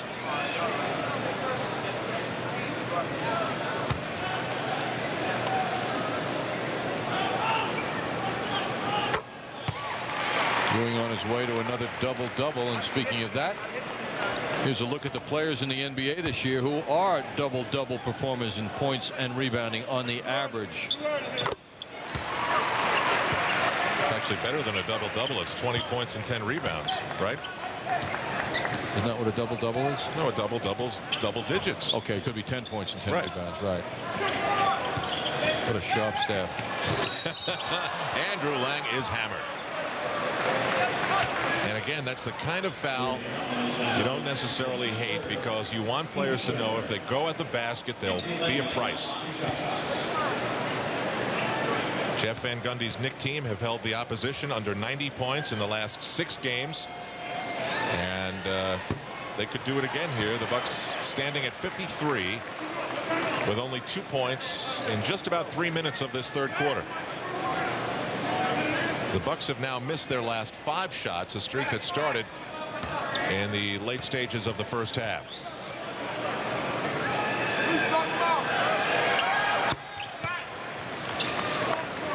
Off the free throw hit, it's 61-54. The Knicks and the Milwaukee Bucks playing in front of the 190th consecutive sellout at Madison Square Garden. Larry Johnson goes at Glenn Robinson. Soft hook, comes up short. Follow, rejected by Lang. I don't know, John, the continuous go to Larry Johnson, it doesn't appear to be freeing him up for anything. He's having a tough time with Glenn Robinson. He's 3 of 9. Well, he's best suited when there's motion going on the court, as opposed to the half-court offense. We saw that early when there was motion on the court. He was tough in the opening minutes of the game. Knicks by 7, 61-54. Milwaukee has lost 4 straight games. Their record is 15-15. They're a 6-6 record on the road, 9-9 at home. Vin Baker hit the side of the backboard, but Ewing was ready to swat the shot away if it came in his direction. Ward, and again the Knicks set it up for Larry Johnson, and the Knicks clear it out for Larry Johnson. Oakley goes back to Larry Johnson, and Larry Johnson is stopped. Andrew Lang collapses, and Glenn Robinson stays with him. In most situations, when Larry Johnson gets to the basket in the half-court offense, there are 2 defenders. And most times they're both taller, so it's very hard for Larry to get that shot off under the hoop when he does get there. After fine shooting first halves, both teams have missed their last 6 shots, make it 7 for Milwaukee. If you count that as a shot. Charlie Ward in for Chris Childs, who has back spasms in his day-to-day, and there's the hug hold of Andrew Lang. That is a hugging foul. They don't allow those. Second foul by Lang.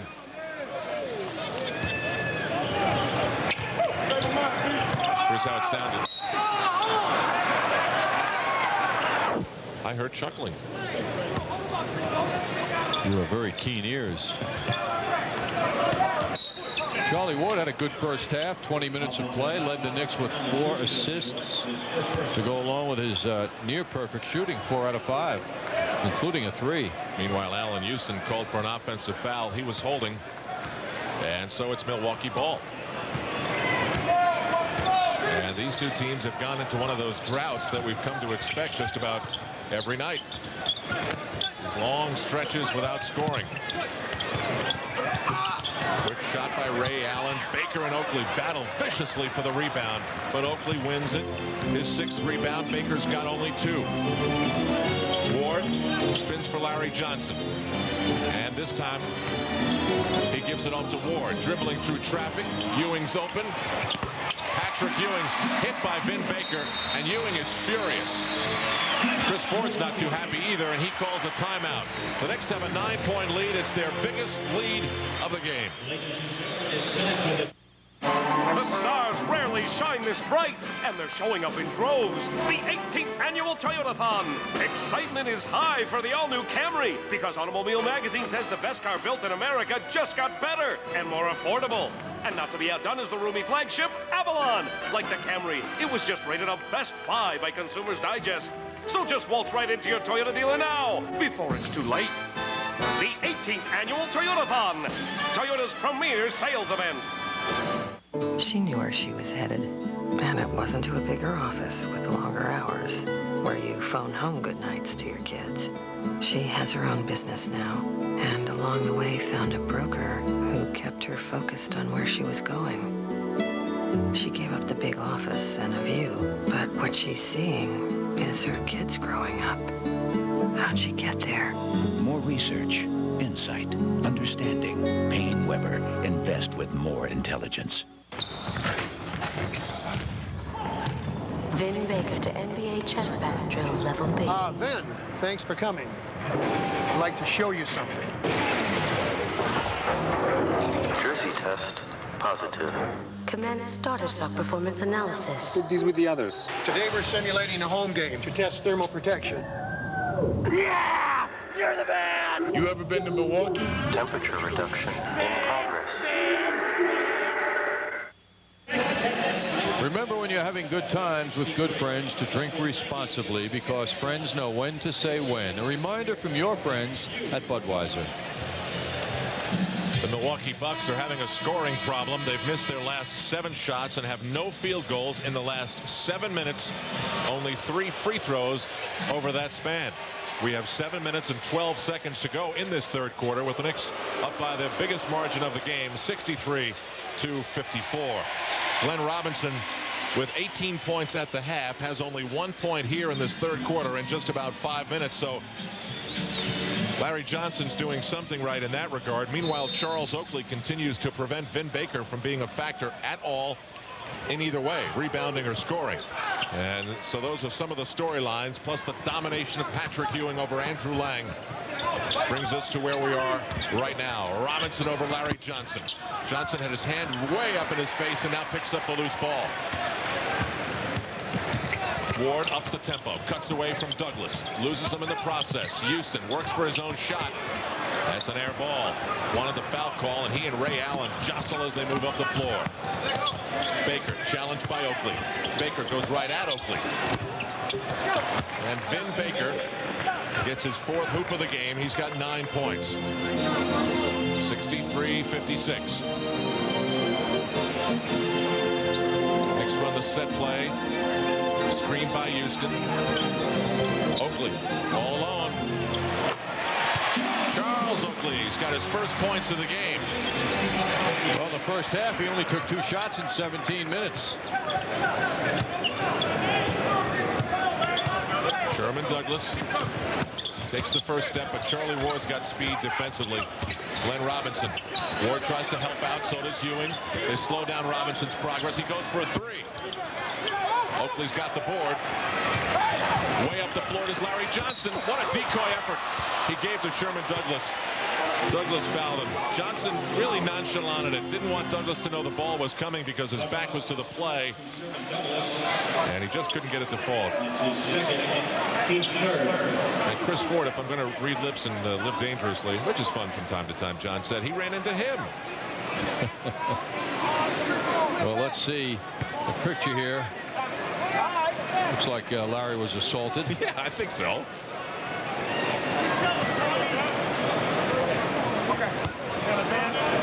As we mentioned last night, Larry Johnson has been shooting his foul shots much better of late.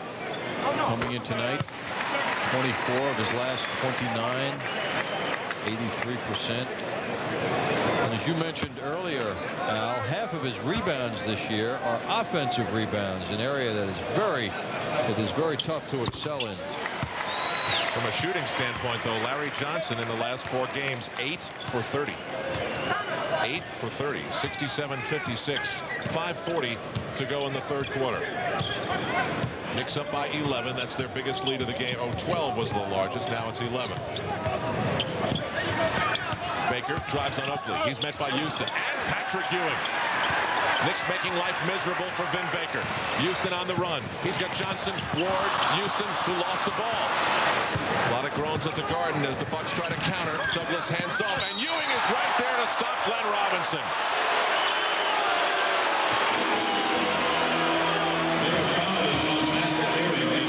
Both teams pretty slick in the transition defense department.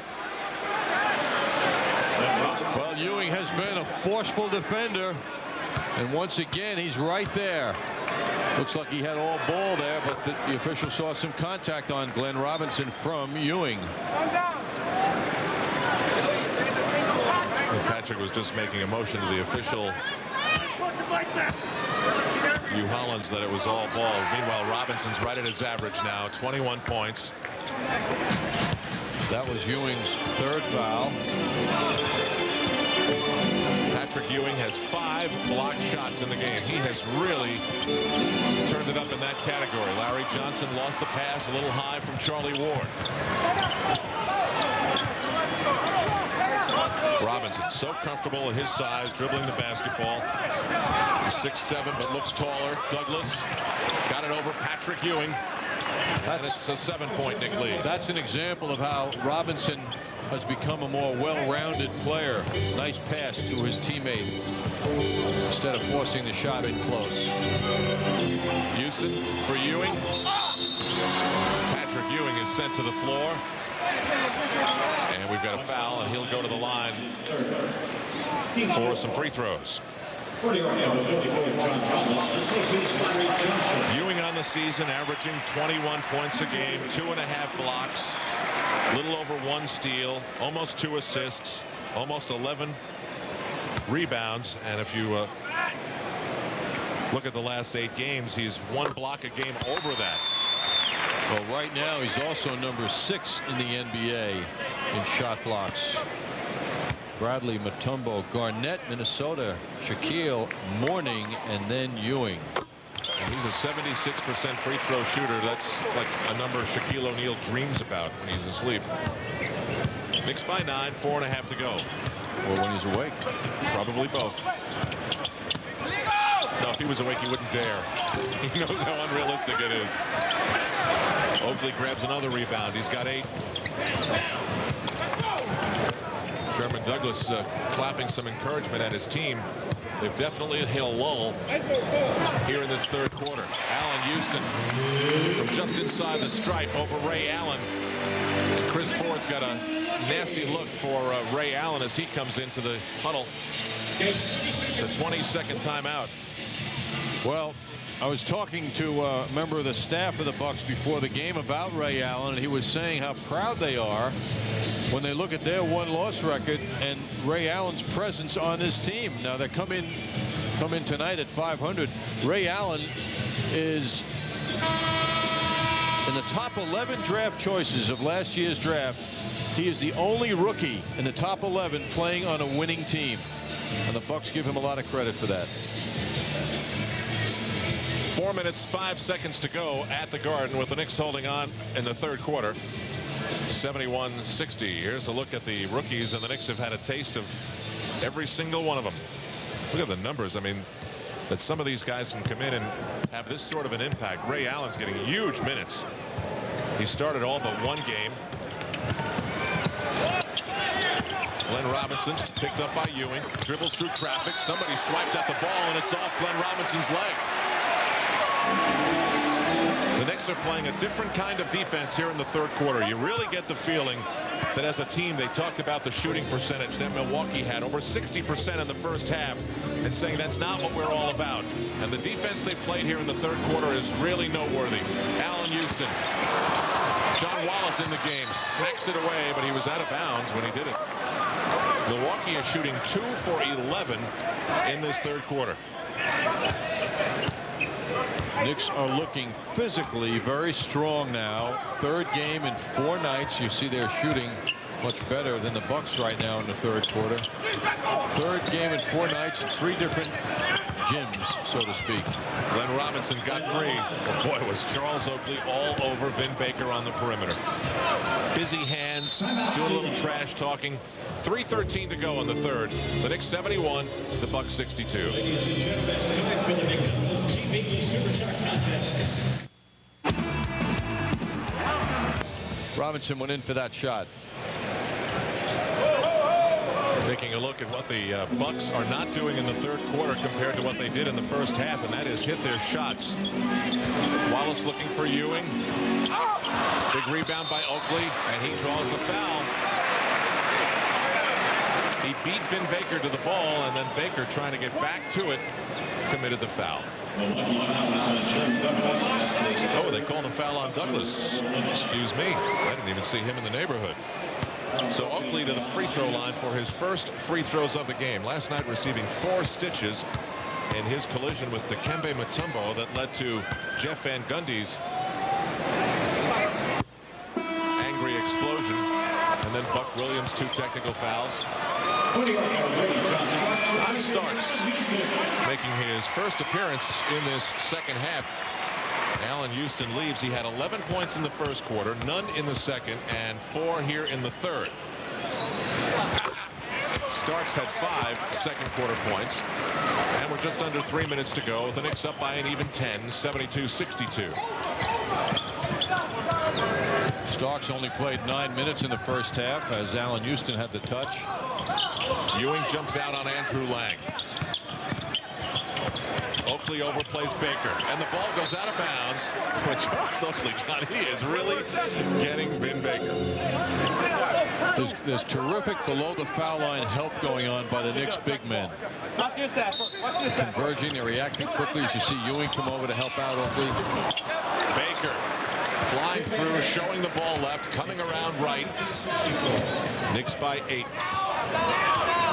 Big time minutes for Charlie Ward tonight. Here's John Starks off the bench for the 3. John now 3 of 4 from the field and 2 for 2 with 3-point shots. Going to get big recognition as the 6th man in this league if he can keep this up. Knicks fans finally get into it here at the Garden. Baker traveled. Oakley was there, got help from Ewing and Wallace. And the turnover gives the ball to New York. It is the 14th turnover by Milwaukee. The Knicks have committed 12.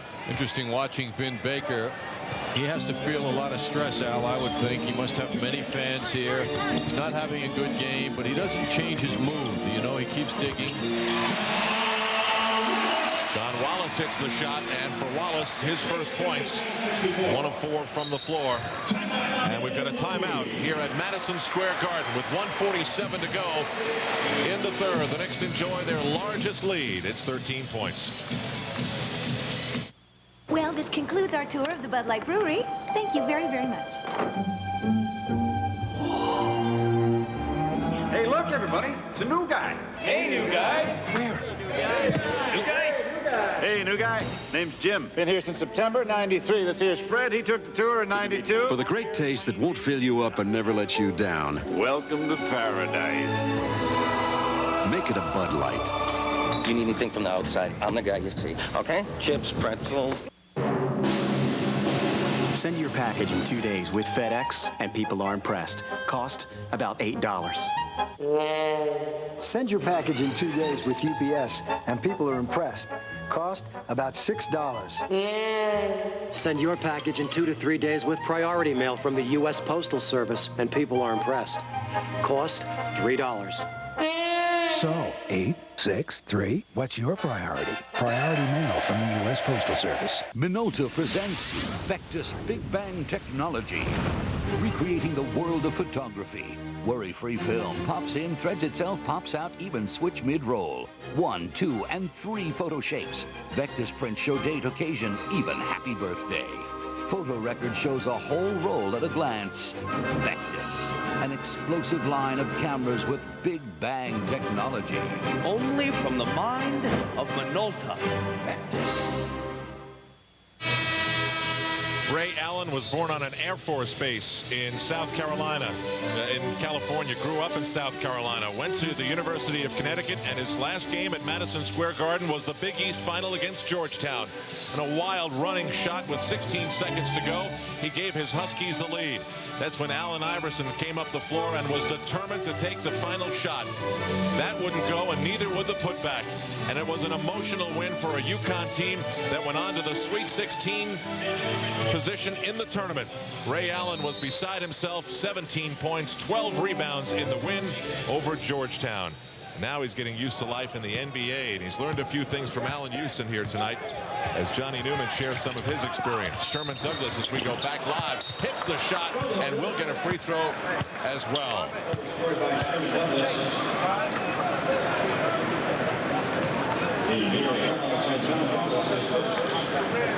Sherman Douglas, a man with many ways to get a shot up and in the basket. He can make the spectacular shot. When Sherman left Syracuse University, he was the NCAA's all-time leader in assists and the all-time leader in scoring for Syracuse, as well as steals. John Wallace out for John Starks, who's guarded by Sean Respert, second-year player who's making his first appearance. And Patrick Ewing hits the jump shot. He's just having a great game. 26 points, 8 rebounds, 5 block shots. Respert. And now Douglas. He's double teamed. Douglas gets away. Robinson gets away from Oakley, rather. 3 on the 24. Douglas spins, lost control, and Wallace has the ball. Up the floor for Starks. He pulls up for the 3. Nobody back for the rebound. That's a man with nerve. You know, on a shot like that, if you miss it, there'll be unhappy faces. You're out there all by yourself. Rejection by Oakley. And I believe Baker is hurt. Or Lang is down and hurt. He really got rocked. And now it's a 20-second timeout. There's some confusion as to who's going to get charged for the timeout. It was actually the Knicks who wanted to make sure the whistle was blown because Lang was in some danger where he was laying on the floor. And it looks as though he's shaking it off and is okay. Tough inside play here now. Lang thinks he's got a 2-point shot coming there, and he got bombed inside. Knick defender is very tough on him. That's Oakley slapping that shot away.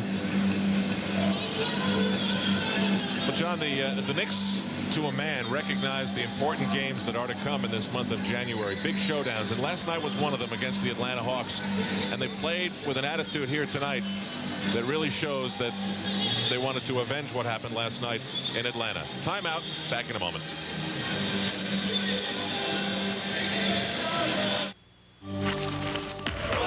W1 by Raymond Weil. The cutting edge in time.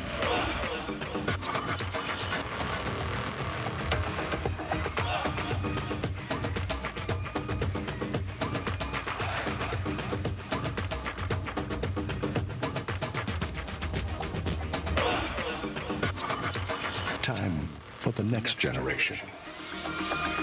W1 by Raymond Weil. Here's the thing. Most long-distance plans, very complicated. Oh, yeah.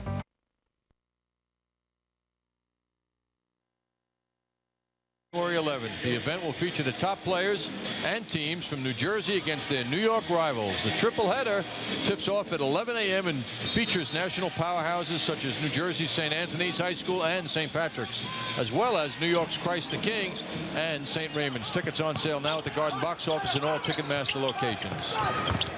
That's Johnny Hoops, and I'm Al Troutwig for Marv Albert. 16 seconds to go in the quarter. The Knicks come up with a loose ball, but breaking away is Douglas. A weird shot that goes off the back of the rim. And Milwaukee will keep possession.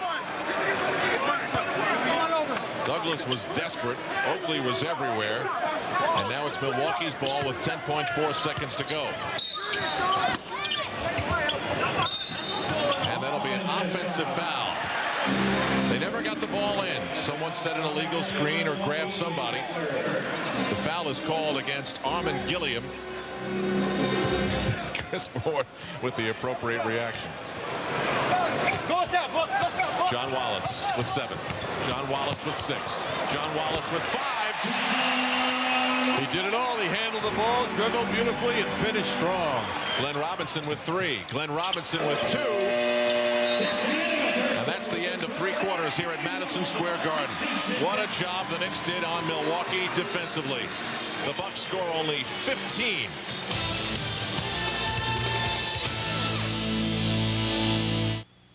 January puts a new year of great sports action right at your fingertips on MSG Network. Like New York Rangers hockey. Catch Mark and the Great One as they battle it out against the Capitals, the Penguins, and the Chicago Blackhawks.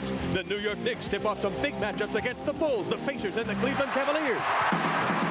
Get all the latest team news, lineups, and features on MSG's comprehensive pregame show. Al Troutwig hosts MTS Cannon Knicks and Rangers game night. College hoops keep things jamming on MSG. You'll see great matchups from the Big East, A10, and MAC conferences, plus 4 more big St. John's games. Stay on top of all the St. John's team news with interviews, features, and highlights on the Red Storm Report. Take a hard look at today's fast-moving sports world and the people who make the headlines. Bob Page hosts Page 1. Plus, you can always catch the latest scores, stories, highlights, and all the Tri-State Scholastic sports news on Coors Light MSG Sports Desk. It's all right at your fingertips. A great lineup of New Year sports action on MSG Network. We're all over. What does it feel like in the new Club World tilting cradle seat?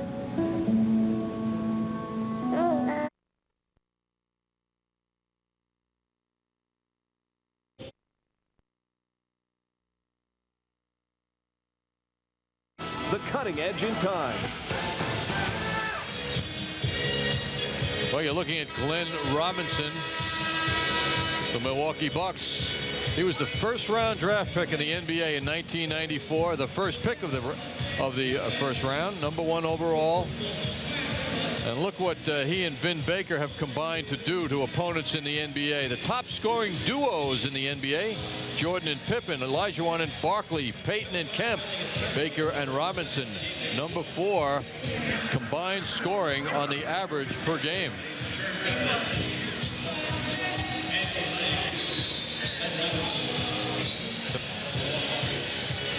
Tonight combined, they have 34 points, 23 for Robinson, only 11 for Vin Baker. He's 10 below his average. David Wood has checked into the game for Milwaukee, and inside they go to Armin Gilliam as the 4th quarter begins with a buck hoop. Well, you can clearly see how Baker and Robinson are in the very select elite of the NBA with their scoring prowess. That's John Wallace putting a little fancy footwork into that move for a turnover. A little too much footwork on the travel call. And Al, excuse me, Al, did you pick up the other day in the paper how Michael Jordan admitted, became a mini headline story in USA Today, to traveling on occasion? He was describing his move, and he said, yes, sometimes I lift my pivot foot very quickly and it is officially a violation. He said, I understand what the league is trying to do, and he's all for it, but he admitted that he does walk on occasion. Wow, how cathartic. So my first step is something I've been utilizing as an advantage. When you look at the film, I've been getting away with a split second of my pivot foot picking up before the ball hits the floor, which in actuality is a traveling call. I mean, how's that from Mr. Perfect? Above the norm in every respect, number 23. And John, here's what Robert Mitchum would look like in a very light goatee. David Wood. You're the one who started that, aren't you? I believe so, Al. Although there are other broadcasters around the country who go to the movies or have been to the movies. But I think as far as MSG Network is concerned. John Starks gets away from 2 Milwaukee Buck defenders, then sees Buck Williams, soft hook, and it's all Milwaukee underneath. Elliot Perry back into the game to play the point guard position for Chris Ford. He's guarded by Scott Brooks, who's out there with Oakley, Buck Williams, John Wallace, and John Starks. That's Sean Resper. The pass inside, and Charles Oakley's right in Vin Baker's face again, committing his 3rd personal foul. He's had only 1 per quarter, actually taking off the 3rd quarter in the foul category. Baker got a little running room there with the nice lead pass. One thing the Knicks will be reminded of, you know, by Jeff Van Gundy, is the Larry Johnson ready to come in for John Wallace, is the ability of this young Bucks team to come on strong fast. And the Knicks recall over the last 2 seasons what's gone on here at the Garden when the Bucks have come away with victories 4 straight times over the last 2 years because of Baker and Robinson going wild at the end of the game. Bucks doing their part to make this one interesting as they score the first 6 points of the 4th quarter. Oakley tangled up, drawing the foul, and takes a license plate number as he glances over his shoulder. That was some look by Starks, whistling that ball over to Oakley.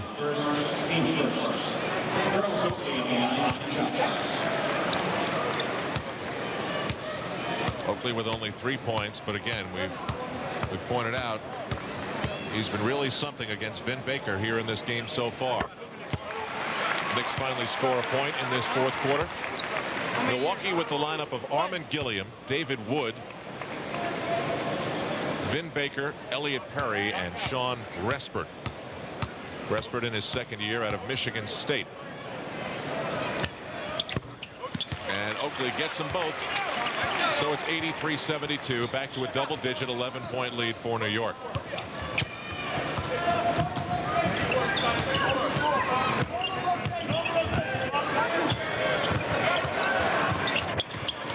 Perry in trouble and got tripped up by Charles Oakley. The most inadvertent foul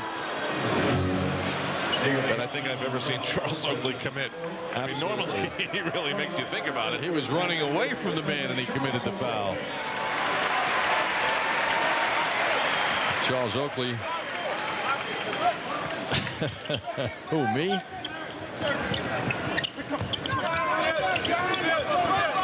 Wood guarded by Larry Johnson, and a little elbow.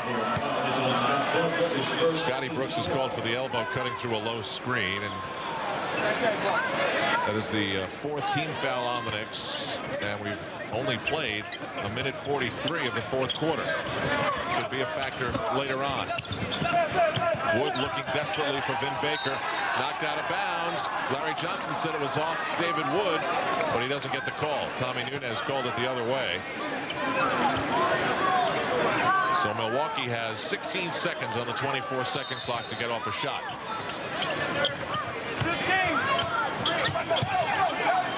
Perry. 10 on the 24-second clock, and Gilliam. Ewing over the top for a strong rebound.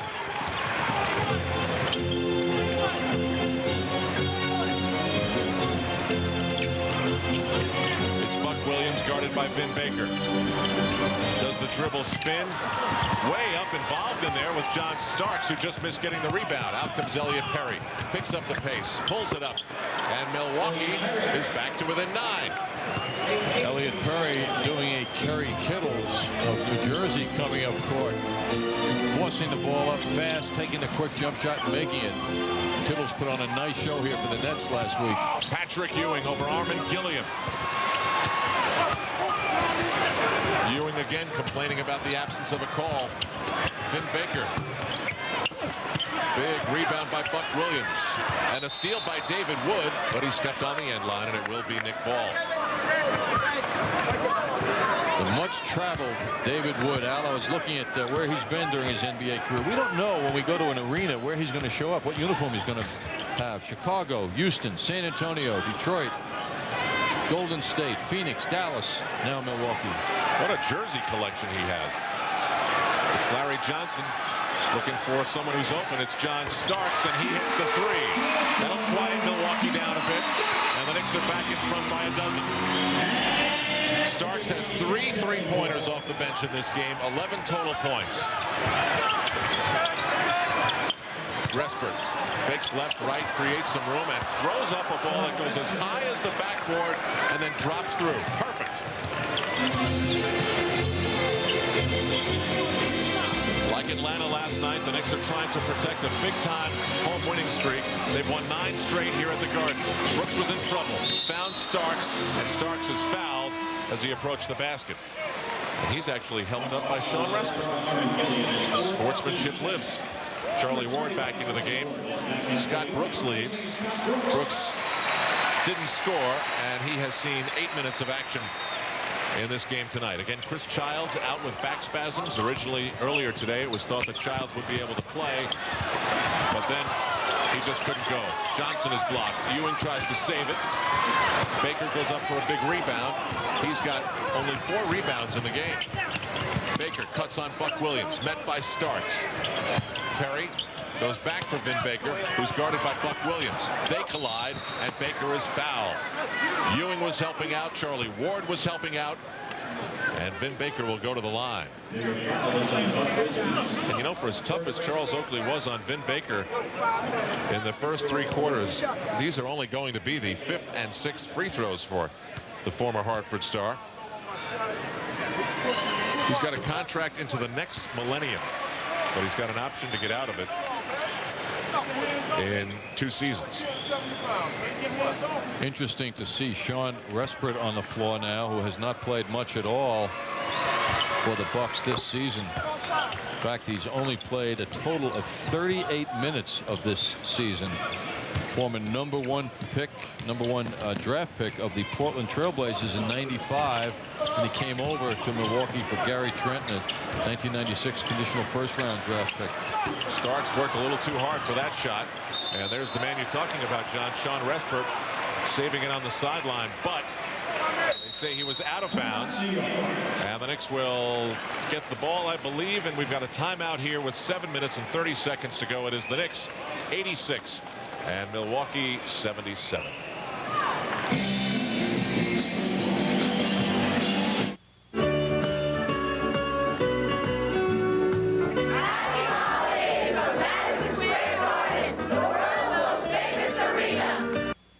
Wherever you want your career to go, Nassau is the right start. I might not have made it this far without that first stop at Nassau.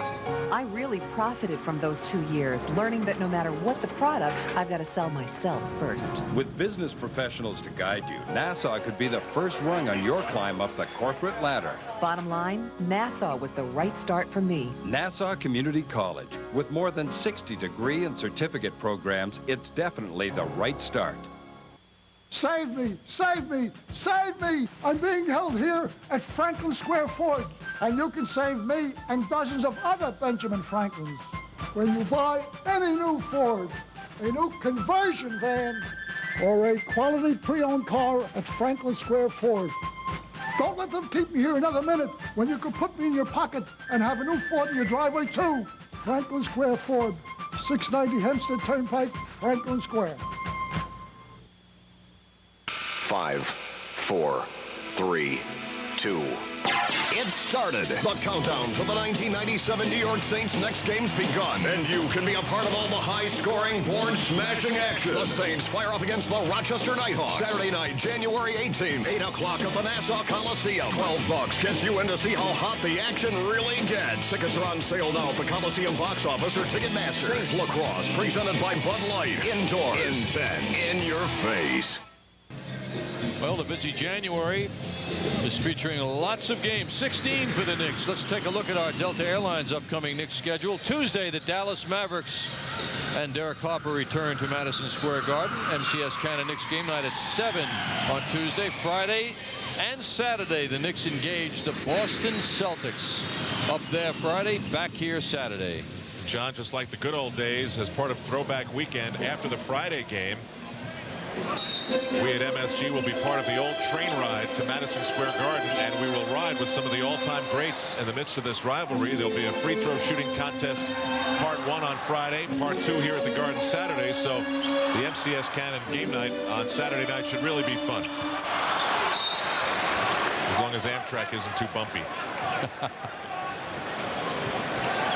The Knicks lead at 86-77, and Milwaukee's going to try to make a run at this thing right now without Glenn Robinson on the floor. He's had a rough second half, only 1 of 6. Give a lot of credit to Larry Johnson for solving that dilemma. He had to think about the 18 points that Robinson had in the locker room at halftime, and he came up with the answer and got a lot of defensive help as well. Meanwhile, the fans here are thinking of travel. No call, and Armin Gilliam gets it to fall, getting position in the lane. Boy, it did look like Gilliam was going to succeed, but he hung with it. And how about this? Milwaukee's closed to 7. Ewing goes up strong, is blocked by Baker. No foul call. And Charles Oakley brings his presence back into the game. Ewing with the nice fake, and then Vin Baker comes over helping out. Remember, Milwaukee's won here 4 straight times at the Garden, and they're trying their best to make this one interesting as well. Starks loses Ewing. Ward, now Johnson. Knicks are not hitting their shots in this 4th quarter. Johnson, bothered by David Wood, pulls up for a 3 and throws up an air ball. He's having a real tough time in the shooting department now. The Knicks are 1 for 9 as a team, 2 here in the 4th quarter. Baker over Larry Johnson. It's a John Starks rebound. Knicks by 7. They've led by as many as 15 points. Knicks trying to get John Starks, and they do, free off the Ewing low post pick. Ewing's got 6 seconds on the 24-second clock. Big shot. Well, Armand Gilliam is not going to deny Ewing his jump shots, and that's the man who was guarding him. Gilliam at 6'9". Fans get into the chant of defense. It'll be Charles Oakley against Vin Baker again. Ewing tries to stop Armin Gilliam. Bodies all over the place. Oakley down on the floor. The ball goes over to the Knicks. Charlie Ward draws the foul. Charles Oakley.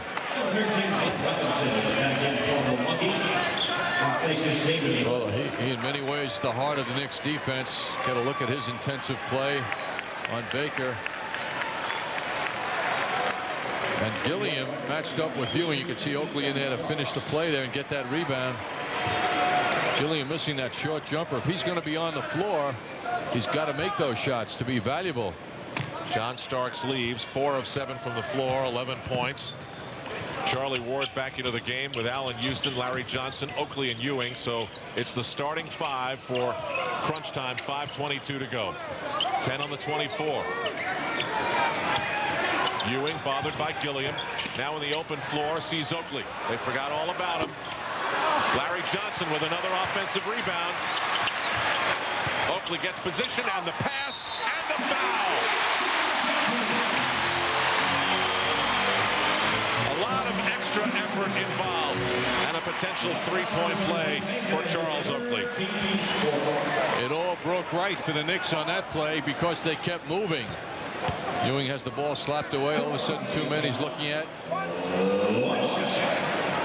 On that shot, Larry Johnson with the rebound gets the good bounce, and then Oakley's man tries to overplay him and gets burned. Oakley can't connect. He's got 7 points and 11 rebounds, and the Knicks lead is 11. We're moving under 5 minutes to go in the fourth quarter. Gilliam blocked by Ewing.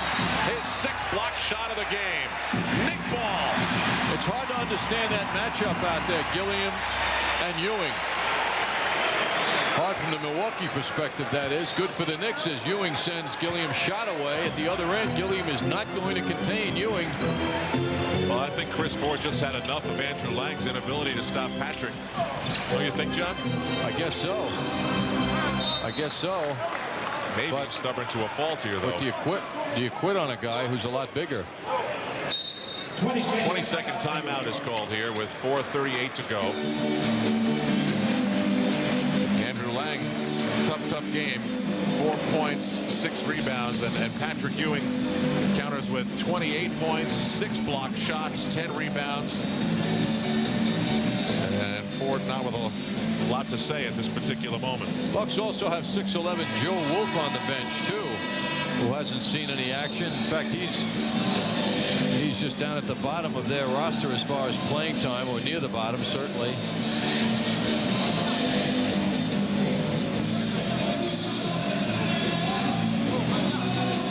Big Joe Wolf.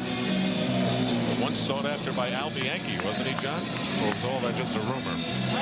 I don't. It was Al Bianchi who wanted Joe all Wolf. The details. Yeah. It was, would like to get him. He was in L.A., I believe, at the time. Clippers, right? Never made it. Larry Johnson rolls off the rim. Johnson's now 3 of 13 in the game.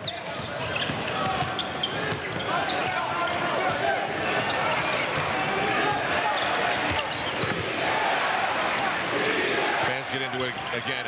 Charles Oakley. You know, John, it strikes me, how does this guy, for the way he plays, not have a nickname?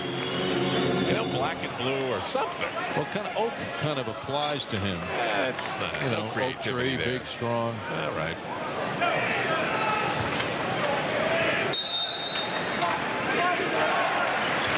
Vin Baker. Driving on Oakley, got lost in traffic, and Baker, who finally did lose Oakley, was able to put the one-hander up off the glass. So it's a 9-point lead again for the Knicks. How about tri-cap? Keep going. Along with Patrick Ewing and Herb Williams, one of the Knicks tri-captains. And they call the travel on Allen Houston. Houston seems a bit bewildered by it, but see the Michael Jordan quote.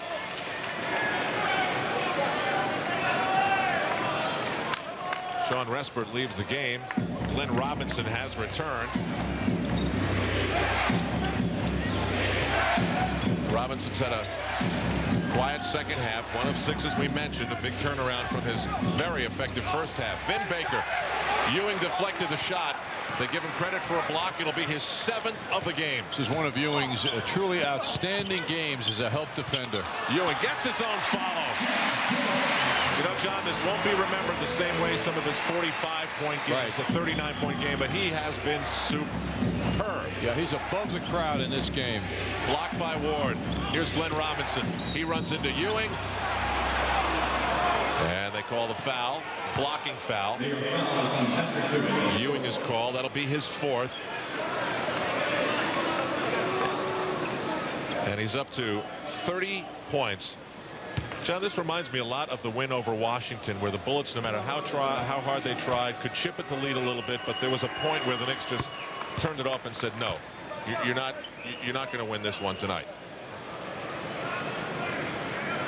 The Knicks have played a very committed game against a team that knows how to win here and a team that really needs a win bad. They've lost 4 in a row. Robinson. 92-83, 3:20 to go. Ewing with 30 points to lead the Knicks. Houston next at 15. Starks and Larry Johnson have 11. And Charlie Ward's got 10. Houston on the run. He's been very aggressive in this game, trying to create his own shots. Under 3 minutes now at the Garden. Glenn Robinson. There's Larry Johnson on him, getting help from Ward. Ward was very quick to get back, and he fouled Elliot Perry. I think we're looking at 3 free throws here. Yes, we are. We're looking at 3 free throw chances for Elliot Perry. He could make it a 6-point Knick lead if he's successful. Back in a moment.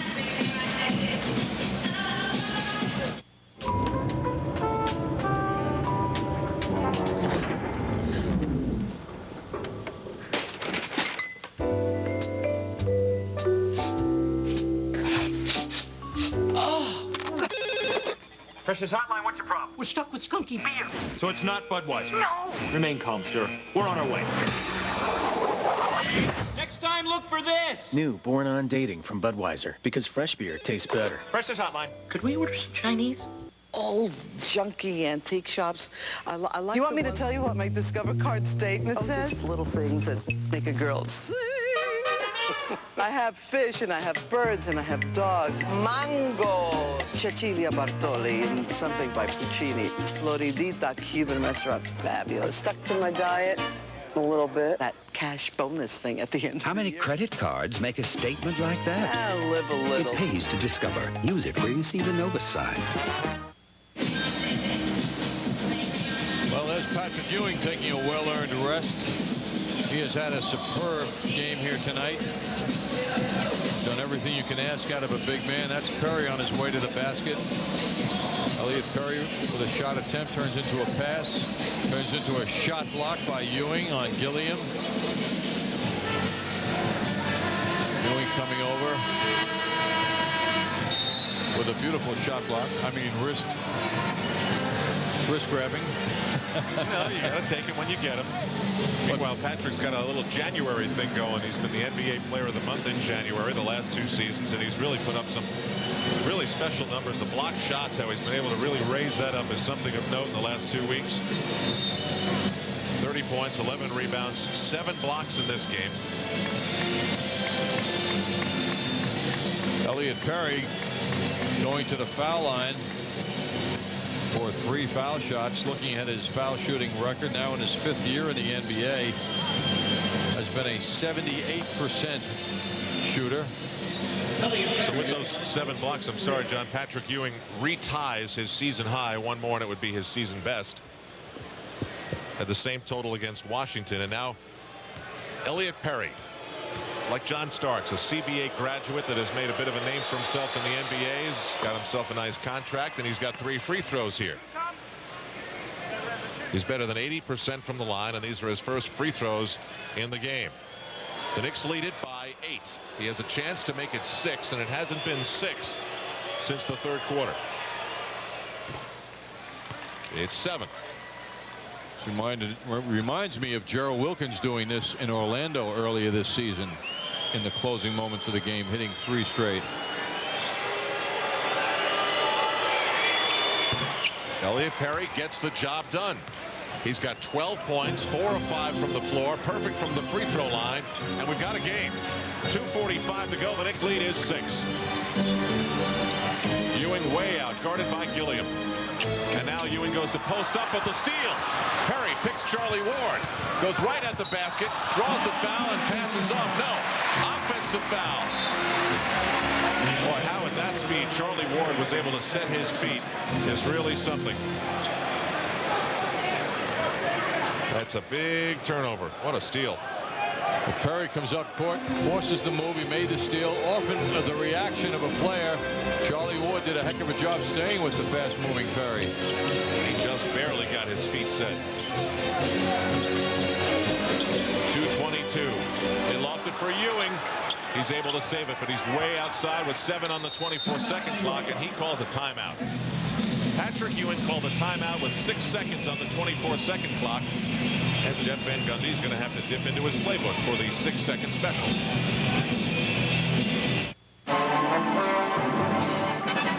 This season's biggest hit, the 18th annual Toyota-thon. At $189 a month, all eyes are on the Corolla, the most trusted car in the world. It's sure to leave its mark. And with low APR or cash back on the new Tercel, they're left speechless. So hurry into your Toyota dealer now. It'll end in the blink of an eye. The 18th annual Toyota-thon, Toyota's premier sales event. Roper, Metro Division. For Scott Roper, life is just one negotiation after another. Close your eyes. Okay. Tell me what you see.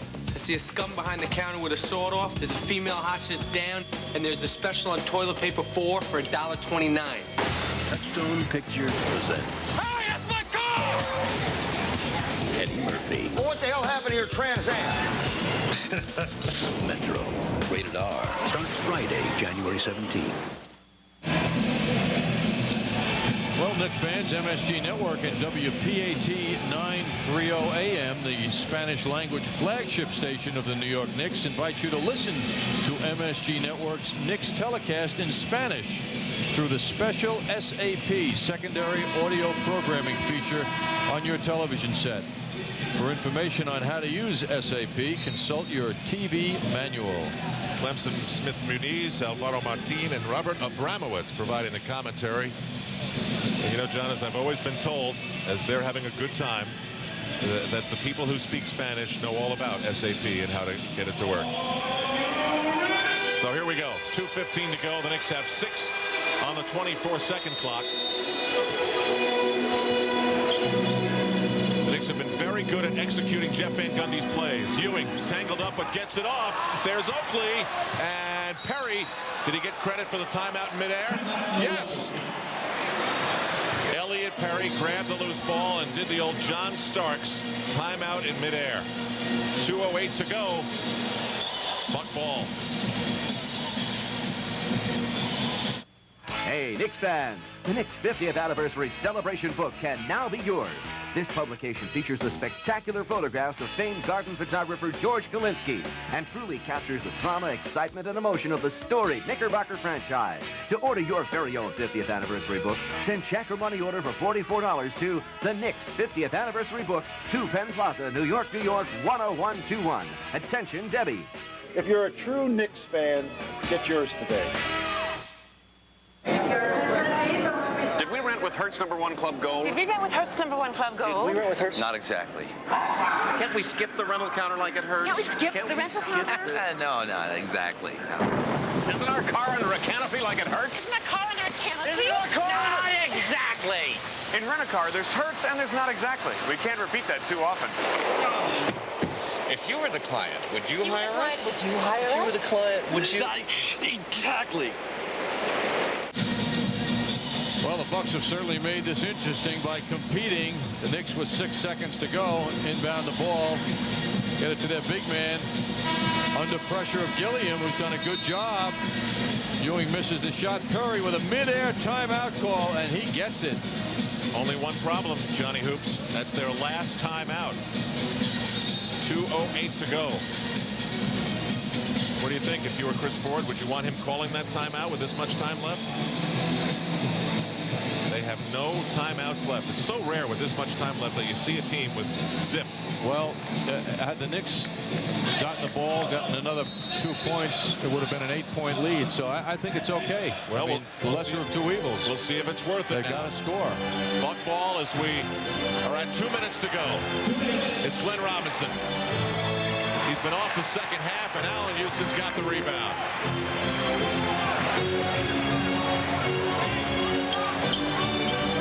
Charlie Ward as Oakley pops out from the low screen, and now it's Ewing. A little further out than he would normally like to set it up.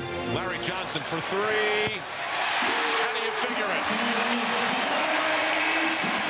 Larry Johnson hits from long range, his first 3-pointer of the game, and he gives the Knicks a 9-point lead. 90 seconds to go. Almost given away. Perry saves it right at the midcourt line. Glenn Robinson with Oakley in his face. Larry Johnson over to get Vin Baker. It's the 3. Oh, memories of him doing that 2 years ago. Absolutely. It's a 6-point game again, and the Knicks make a mistake in the backcourt.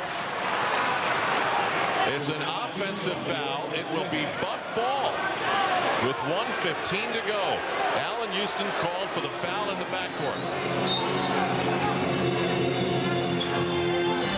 Milwaukee's got the weapons. Robinson and Baker. Glenn Robinson in unbelievable position. The ball pops loose, and he's called for traveling. He was surrounded by the Knicks, came down with the ball, and slapped it out, and they called it traveling. Knicks did a good job of protecting the baseline, which is what Robinson wanted. Remember what Chris Ford said to Michael Kay before this game? Why the 4-game losing streak? And he said, we just can't finish. We're just not finishing. We're playing close games, and it's just not working. And the Bucks are showing signs of that again here, but still not over. Ewing backing in. 97-89. And the Bucks had made a defensive adjustment and put Baker on Ewing. It's a 32-point game for Ewing. There's Baker again. Vin Baker not in the mix for most of the game, and now 2 very big 3-pointers. It's a 5-point edge for the Knicks. Larry Johnson bothered by Glenn Robinson, who goes for the steal. Now he's doubled by Perry. Ewing with 10 on the 24. 30 seconds to go. It's Ewing with 6 on the 24. Air ball grabbed by Gilliam. I think Baker got a piece of that. Perry across the court, thrown into the hands of Allen Houston, who draws the foul. Not a wise cross-court pass by Elliot Perry. You had to figure the Bucks wanted to somehow find Vin Baker to see if his hot hand would continue to play a factor, but with 18.5 to go, Allen Houston will go to the free throw line for his first free throws of the game. And Perry shows the signs of a guy who thinks he should have known better. How big was that Larry Johnson 3, huh? Oh. He was 3 for 13 when he took that 3 with great confidence. John Starks leaves, and Larry Johnson hears cheers at the Garden. You know, he didn't have another great shooting game, 4 of 14, but he made other contributions, grabbed some boards, blocked a shot, and found a way to take Glenn Robinson out of this game in the second half. Vin Baker thinking 3, Oakley's in his face, 8 seconds, Perry, air ball, Nick ball, 6.3 to go. And it certainly looks like the Milwaukee winning streak is going to end at Madison Square Garden. And for the first time in 10 games, the home team has won between these two. A nice handshake from Glenn Robinson to John Starks. Chris Ford's Milwaukee Bucks have lost 5 straight games. The Knicks have won their 10th consecutive here at Madison Square Garden, and they've ended Milwaukee's 4-game winning streak here in New York. The final score, the Knicks 97 and Milwaukee 92. Is there a slight limp to Larry Johnson's exit here at the Garden? Perhaps we can find out in our post-game report, which will be anchored by Deb Kaufman, joined by Michael Kay, and a special guest of choice. The Knicks get a 32-point, 11-rebound, 6-block performance from Patrick Ewing, and they win by 5.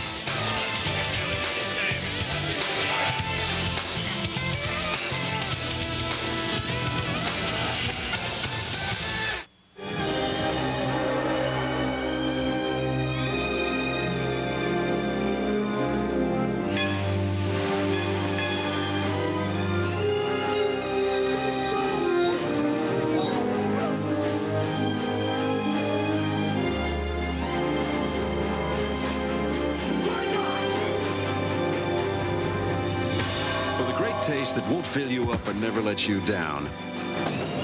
Make it a Bud Light.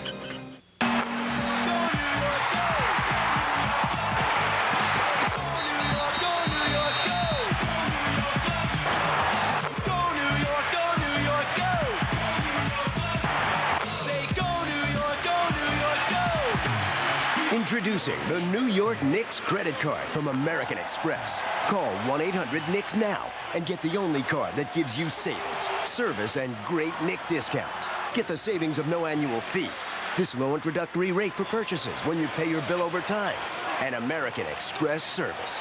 Plus, discounts at the Garden at restaurants and on Knicks merchandise. A free gift just for using the card. You can even win prizes like a skybox seat to a Knicks game. So apply for your Knicks credit card from American Express. Call 1-800-KNICKS now, because there's just one thing to say about a credit card this great.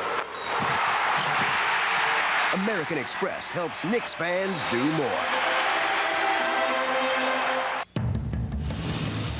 There's a global company that can help you reach overseas markets as if they were right next door. A company that can speed packages across the Atlantic or the Pacific. for less than you'd probably pay to send them across town. The U.S. Postal Service offers global priority mail. Around the country and around the world, no one delivers like the U.S. Postal Service. That's John Benton. He's from Elba, New York. The onion capital of the world. He just won $1,000 a week for life. That's a lot of onions. Win for life. You keep living, we'll keep paying. $1,000 a week? That's a 1 followed by 3 onion rings. Well, finally, the home team has won one in this series. The Knicks beat the Bucks 97-92. The Milwaukee Bucks had won 4 straight games here at the Garden, but not tonight.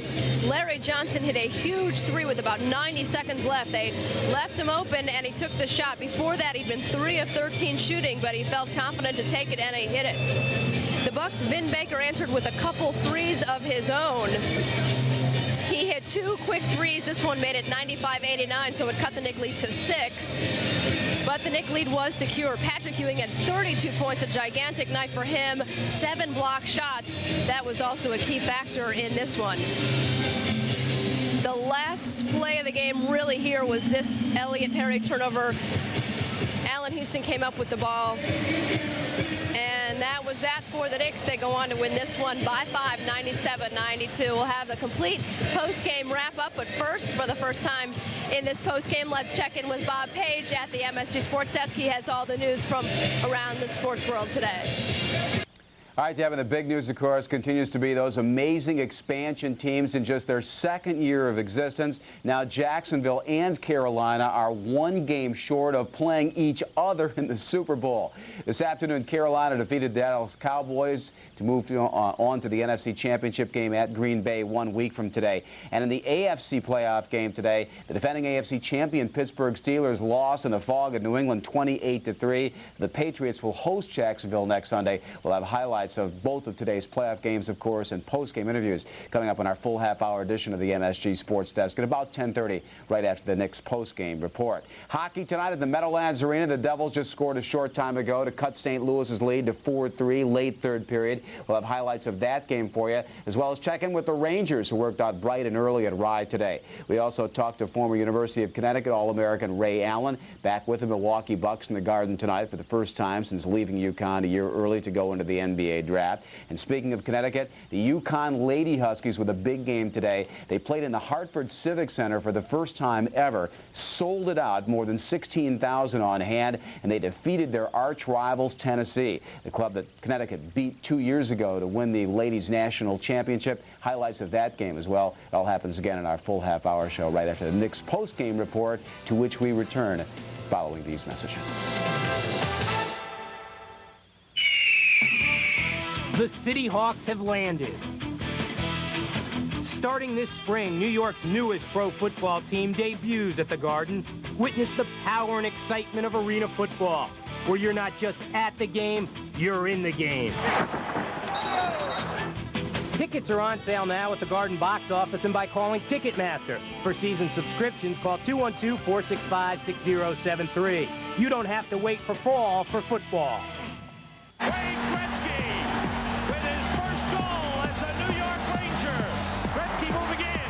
Shoots, he scores!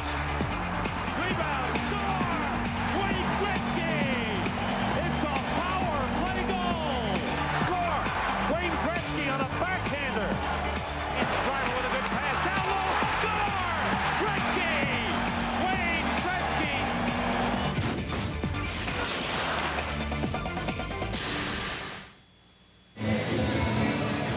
All right, we're back on the Garden floor where the Knicks have defeated the visiting Milwaukee Bucks by a final of 97-92. Patrick Ewing, who was mad at the officials all night last night, translated that anger into terrific play tonight. Getting the bucket here, he had 32 points and 7 blocks, and he is tonight's Marriott Marquee Player of the Game. There you see his line, 32 points, 11 rebounds as well to go along with the 7 blocks. Also having a very good game tonight was the starting point guard for the Knicks, Charlie Ward. Chris Childs with back spasms after getting thrown to the floor last night against the Hawks. So Charlie getting the start tonight, and he had a really good game and definitely got the Knicks started off on the right foot, and he's our guest tonight. 41 minutes for Charlie, and I don't know if you know the numbers, but in the 14 games you have started, the Knicks are now 10-4. So if you feel comfortable starting, that's one thing, but your teammates must feel comfortable now when you get the start. Well, that's what I hope so. You know, that's what I've been trying to get, and you know, it's just a matter of getting an opportunity, and when you get a chance, you just have to take advantage of it. Now, with Chris being starting the season really on the injured list, you've gotten a lot of minutes. Did that really help you now, knowing that you can step in at any time? Well, it does. Anytime you can get confidence in anything, it gives you a great advantage. And you know, coming out tonight, I just wanted to be aggressive, and when I'm aggressive, I play well. Yeah, definitely aggressive, thinking about that play very early on when you really cut through the Milwaukee defense. I saw a lot of the quarterback in you tonight, threading the needle with the passes. Do you sense that? I mean, is it sort of the same animal when you're running the floor as the quarterback in you? Well, I guess the instincts are the same, but you know, I just want to go out and be the best that I can be, and try to get everyone involved. So whenever I can get everyone involved, I'm doing my job. Is there anything specifically that translates to the basketball from being the quarterback on a football field? Well, whenever you get hit, it doesn't hurt as hard, as much, or, you know, you can play with mental toughness, because being a quarterback and playing at a Division I school where you're in hostile environments all the time, that helps the mental aspect. By the way, did you watch Florida State? No, we had a game that night, so. But, you know, they had a great season, and, you know, it's tough to beat a team twice. Yeah, no doubt about that. Now, playing in the fourth quarter tonight, if there's any criticism lately of the Knicks, it's that you have not, even if you've won, held on to a big lead. Do you care how much you win by? Do you feel that pressure late if the lead starts to squeeze? Well, we're 23-9, and whenever you can get a win, we've lost games like that before. So whenever we can win, regardless about, how many points is by, you know, a win is a win, and everyone should understand that. And we played well enough to win the game. I'm very impressed that you knew the record, even with the extra win added tonight. That's very good. One last thing now, looking ahead to Dallas now on Tuesday, and Derek Harper comes back. Well, I'm very, very happy, and I got two of my buddies on there. Sam Cassell's on there now, and Derek. So I'm looking forward to playing against my mentor. And, you know, I don't know if he's going to talk trash, but, you know, we've had great battles in practice. So I'm really looking forward to it. All right, thank you, Charlie. We'll look forward to seeing you on Tuesday. All right, thank you. All right, our thanks to Charlie Ward for visiting with us. Let's go back now for some more thoughts on this game with Al Trotwig. All right, Deb, it was Pat Riley who often said injury is opportunity, and it was a big one for Charlie Ward tonight as he gets 10 points, 9 assists, and overall creates an atmosphere in which the Knicks get 25 assists on their 37 hoops. That's good ball movement. The Bucks, meanwhile, fall below 500 for the first time this season. The Knicks 97, the Bucks 92. Tuesday night, the next challenge is the Dallas Mavericks, and the MCS Cannon Knicks game night with a special conversation with ex-Knick Derek Harper begins at 7 o'clock from here at Madison Square Garden. Coming up next, Deb will be back for tonight's edition of the New York Knicks post-game report. We'll hear hopefully from Patrick Ewing, who was just outrageous tonight. 32 points, 11 rebounds, 3 assists, 7 blocks. He did a little bit of a lot. And Michael Kay will be along too. Closed captioning has been brought to you by Empire Blue Cross and Blue Shield for the best of health. Knicks basketball is produced by Howie Singer and directed by Bob Lewis. Our executive producer is Mike McCarthy. With John Andres, I'm Al Trotwig. Thanks for joining us. We'll see you again Tuesday night from here at Madison Square Garden. And again, special thanks to our statistician, David Freed.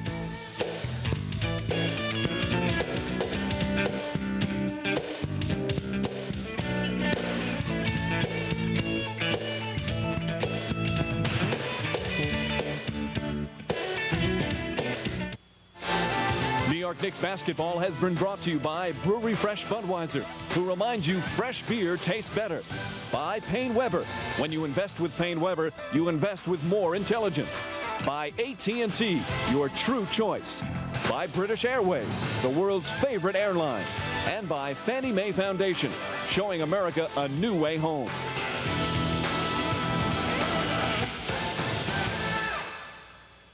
Welcome to Madison Square Garden, the world's most famous arena. There's no place like the Garden, and the best way to see it is with an exciting behind-the-scenes tour. Explore the inner workings of the famed 20,000-seat arena and the theater, New York's premier entertainment showplace. Visit the Knicks and Rangers locker rooms. From the luxury suites to the play-by-play restaurant, there's nothing like it in New York. The Madison Square Garden behind-the-scenes tour. Call 465-5800. The City Hawks have landed. Starting this spring, New York's newest pro football team debuts at the Garden. Witness the power and excitement of arena football, where you're not just at the game, you're in the game. Tickets are on sale now at the Garden box office and by calling Ticketmaster. For season subscriptions, call 212-465-6073. You don't have to wait for fall for football.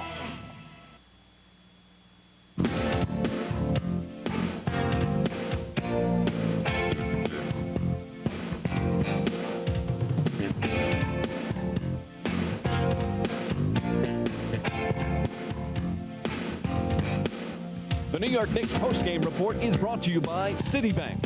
For banking anytime, anywhere, any way you choose. At Citibank, the city never sleeps. And we welcome you to tonight's Knicks post-game report. One of the most important things that the Knicks did tonight was cut the Bucks' shooting percentage in half. Milwaukee shot 63% from the field in the first half, but in the second half, just 34%. So the Knicks played some good defense and continued their good shooting, and they win this one at home by a final of 97-92. So the Knicks continue their winning ways here at the Garden. It's their 10th straight victory on their home floor. If you missed any of the game for tonight's highlights, let's head to Bob Page, who's standing by at the MSG Sports Desk.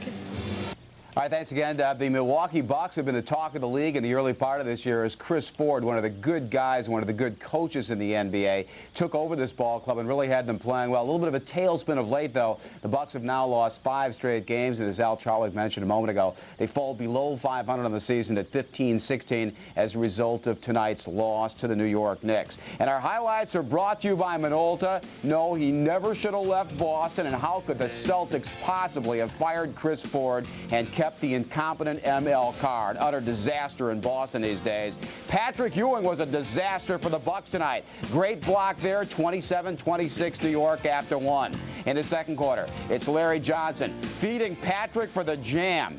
Chris Childs did not start tonight's game, out with back spasms. Charlie Ward in his stead started, did a nice job. Deb Kaufman just spoke with him. The drive and the call, made the free throw. Knicks by 3. Charlie had 10 points, 9 assists. But the big dog answers back. Glenn Robinson had 18 first-half points, 25 on the night. The Knicks led by only 4, 55-51 at halftime. Now third quarter, LJ knocks the ball away from Robinson. Ward to Oakley to Houston for the slam. He had 15 points. Knicks up 8. And then John Starks puts the Knicks up 11 with that three-pointer. It's Patrick Ewing continuing the action with a wide-open jump shot. He had 26 points through 3 quarters. The Knicks led by 15 going into the fourth. Ewing 32 points, 11 rebounds, and 7 blocks on the night. As is their want, Knicks a little bit of a letdown down the stretch. They let their opponent back into it. Former Hartford star Vin Baker with 2 of his 22 points. The lead down to 9. But Larry Johnson with the lead at 6 salts it away. 1:38 left with that three-pointer. He had 14 points. The Knicks go up 95-86 and again won it 97-92. The others in the NBA tonight, will wonders never cease? The Celtics with a victory, even if it was at home against the almost as lowly Phoenix Suns, 109-102. Boston now a sterling 7-23 on the season. Philadelphia 76ers at 8-22, having lost 4 straight. And they're down at Sacramento tonight, 59-57 at halftime. Earlier, San Antonio lost at home to the Los Angeles Clippers, 93-84. And Los Angeles Lakers playing at Vancouver, and I'm certain whatever the score is, it's not 47-0 at halftime. Vancouver has lost 4 straight games. They should be getting underway in a couple minutes from now. Lakers on a 5-game win streak. Now, much more coming up on our full half-hour edition of the Sports Desk. That's at 10:30, right after the Knicks post-game report. Now these messages. The New York Knicks post-game report is brought to you by Citibank. For banking anytime, anywhere, any way you choose. At Citibank, the city never sleeps. So I get this email from my friend. Whoa. All about Citibank's PC banking. It's unbelievable. You get software, 24-hour service, even an 800 helpline. All free. Banking was never this easy. Daddy, even I can do it. Well, maybe next year. Get Citibank's PC banking service for any PC or Mac. Call now. 1-800-321-CITI. Other banks charge a fortune. You believe that? But Citibank PC banking is free and better. Hey, look, did you ever pay anyone this easily? Boom. Or move money from one account to another like this? Outrageous. Even get stock quotes or check my Citibank credit card anytime. So I'm in control. Of my finances anyway. And it's all safely done on Citibank's private network. Citibank's PC banking is also available for small businesses and professionals. So why go to the bank when the bank can come to you? Get Citibank's PC banking. Call now, 1-800-321-CITI. The city never sleeps. The New York Yankees are champions. All the remarkable stories of the Yankees' 1996 season are showcased in the video Pinstripe Destiny, sponsored by MSG. You'll see clutch pitching, game-saving defense, and incredible heroics. To order for $19.95 plus shipping, use your credit card and call 1-800-225-2377. That's 1-800-225-2377. Also available where videos are sold. Everyone hopes their financial future will be smooth sailing.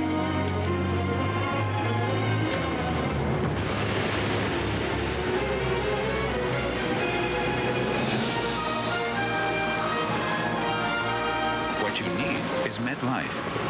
We know the hazards and offer financial information and sound advice to help you rise above them.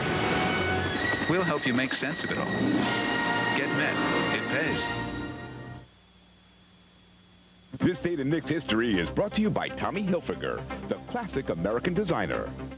John, we have a Tommy Hilfiger dilemma. Nothing happened on January 5th in Knicks history. Can you help out? I got something, Al. 1979, the Knicks traded Spencer Haywood to the New Orleans Jazz for Josie Merriweather. No, better than that. Better. All right, Al. 1994, Knicks signed free agent Gerald Petty. They cut him 15 days later. Come on. Nothing else, Al. Not even a birthday, not even one Knick in team history was born on January 5th. Boy, did Marv pick the right day to take off. This Day in Knicks History has been brought to you by Tommy Hilfiger, the classic American designer. We're back, continuing postgame here on MSG. The Knicks beat the Milwaukee Bucks, the final once again at home, 97-92. So for the Knicks, it's their 10th straight win, and a real oddity in this series between Milwaukee and the Knicks. For some reason, the road team has won the last 9 meetings between these two teams, but that streak is finally broken as the Knicks break through and win this one at home by 5, apparently showing no ill effects of playing back-to-back. They played pretty poorly last night in Atlanta, could not get open. The Hawks playing very good defense. The Knicks really could not get open shots. Well, tonight they did. It was Milwaukee really who was sluggish. They shot very well in the first half, but the Knicks were able to contain especially Glenn Robinson in the second half and played much better defense on him. Vin Baker, who was pretty quiet most of the game, hit 2 big threes at the end, but the Knicks had enough of a lead that it never really got that dangerous. All right, time now to take a look at the leading scorers from tonight. And it's Patrick Ewing, who had a big-time game, 32 points to go along with 11 rebounds, a lot of those very key rebounds down the stretch. Allen Houston with 15. He started out very hot with 11 in the first quarter, cooled off, but made a couple nice plays toward the end. And it's Larry Johnson, who was very aggressive, especially early in the game, taking it to the basket. He finishes with 14. On the other side for the Milwaukee Bucks, it's the big dog, Glenn Robinson, who finishes with 25. Vin Baker with the flurry at the end finishes with 22. And Elliot Perry socks with 12. All right, so the Knicks do win this one at home by 5. Some question if they held on to a big enough lead to please everyone. Let's hear from the coach about that and other topics with Jeff Van Gundy. Well, we went into that game, I thought we played good defense against Atlanta, but you're not going to win, particularly against a good team, and particularly on the road, if you're not, good offensively as well. So we talked about ball movement and getting the right guys shots. And by that, on our team, that's always going to be 2, 3, and 5. Allen and John, Larry, and Patrick. And when we have good shot distribution from the right guys, we're going to score enough. Jeff, Patrick always comes out and he plays with fire in his eyes, but tonight it seemed like a little bit extra special on the floor. Well, I think when you have a loss that you're not happy with, your best players step up and play to even a greater intensity, and Patrick did that. He played a very, very good game, as did Oakley. Can you talk about Oakley a little bit more, the way he was defending Vin Baker? Yeah, he really did a terrific job. Vin Baker's one of the toughest covers for power forwards in the league. And compound that with, we don't double in the post, so you're sort of left out there on an island by yourself. And Charles, battled him, the whole way. I thought he did an excellent job. And Vin Baker's such a quality player. He still got some points, but he had to work for every one of them, and I thought Charles did a terrific job. How about the overall team defense in that second half? Second half, much better. I thought in the first half, they shot the ball particularly well from the perimeter and some late shot clock type beating shots. And I thought in the second half, we defended much better until the last 2 minutes when they made some threes. What did you like what Charlie did tonight? Well, I thought he pushed the ball well. He got Larry some good quality looks in transition. I thought he distributed the ball. That's what we talked about before the game with him and Scott. Can you talk about the way that the game ended? You had the big lead coming into the fourth quarter. Were you happy with the way the team closed out the game? I think they made a good run, and we didn't execute particularly well offensively. And they made some threes to make it close, and we missed a couple free throws. But I thought it was a good bounce-back win. Was there anything different with what you did on the offense in the second half, first half, second half? I thought we were more committed to him. I thought Larry did a much better job of trailing him off screens. And Patrick and Charlie did a good job, what we call stunning to him, and trying to make him a passer off that instead of letting him have clean looks. Just, Chris has bailed you guys out a couple times here. Was this just a classic case where this guy, other guys stepping up? Well, I really liked, throughout the game, Larry's mentality offensively. I thought he took it upon himself to attack, and even though he had a tough stretch there where he missed some quality looks, Larry's the one guy on our team who never can shoot too much. He thinks pass, and we know that when he's aggressive offensively going to the basket, good things happen for us. And I was really happy to see him not only make the three late, but take it. When you're out there spotted up on the perimeter and they double off you, Patrick did a great job of finding the open man, and Larry did a great job knocking it down. So he had a good level of aggression offensively today. The play before that was just as important, where Robinson took the LJ into the lane and Oak stepped up and they forced him into a pretty tough shot. Yeah, Oak had a terrific night defensively, but again, that's you can count on that every night. Consistent defense, consistent effort, doing the right thing. Jeff, what do you notice about Patrick compared to last month to this month? Yeah. Nothing really. See a little bit more intensity? Not really. I think when a guy doesn't shoot particularly well, everybody wants to throw it into an intangible mode. It's all cliches. Intensity, focus, concentration. He was having a rough stretch shooting, and so I think too many people judge guys just on shots. And Patrick's played well all year. He had a rough stretch of shooting. Patrick pretty much plays the same way, pretty consistently. Speaking of intangibles and cliches, about the 10-game win streak at home now, are you seeing signs in your team that maybe you saw 2 years ago when they were establishing the same dominance at home? I don't know. I think it's important to win at home, obviously, but I think once you become, thinking that you're dominant at home, you're going to lose that sense of urgency that you need to win. I don't think it really matters right now for us, home or road. We have a sense of urgency of to play every possession with great intensity and great execution. And if we do that, we'll be fine. Tomorrow? Tomorrow we're off. A couple of things that Jeff Van Gundy mentioned. Larry Johnson hitting that big three at the end. He did not get 20 points. He's not getting 20 points every night, but a shot like that will certainly help. And also Charles Oakley did have a terrific night, 11 rebounds, and did a good job defending Vin Baker. A look tonight at the final stats. It's interesting because in the first half, you see Milwaukee shot 63%, and then the Knicks nearly cut it in half. They shot just 34% from the field in that second half. They were 4 of 10, though, from threes, hitting a couple of them very late. And they did get to the free throw line 4 times more than the Knicks did. More final stats. The Knicks out rebounding the Bucks just by 5, though. 25 assists for the Knicks. That's a big number, considering the night they had last night against Atlanta when they didn't get the kind of shots they wanted. And Jeff Van Gundy said that was important for them tonight. Charlie Ward had 9 of those assists. Interesting, as he walked away, he was bummed that he only had 9. He was trying for 10. That was obviously something he was looking to do tonight. Well, Charles Oakley was looking for every loose ball tonight, as he always is. We'll have more with Michael Kay after this. The New York Knicks post-game report is brought to you in part by British Airways, the world's favorite airline, and by American Express. Wherever you are, whatever you are doing, American Express helps you do more.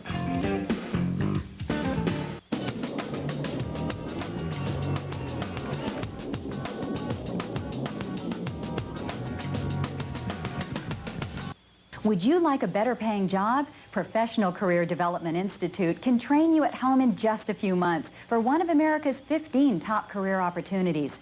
Whether your dream is to be your own boss or to work for an employer, call for free literature on any one of America's top career choices.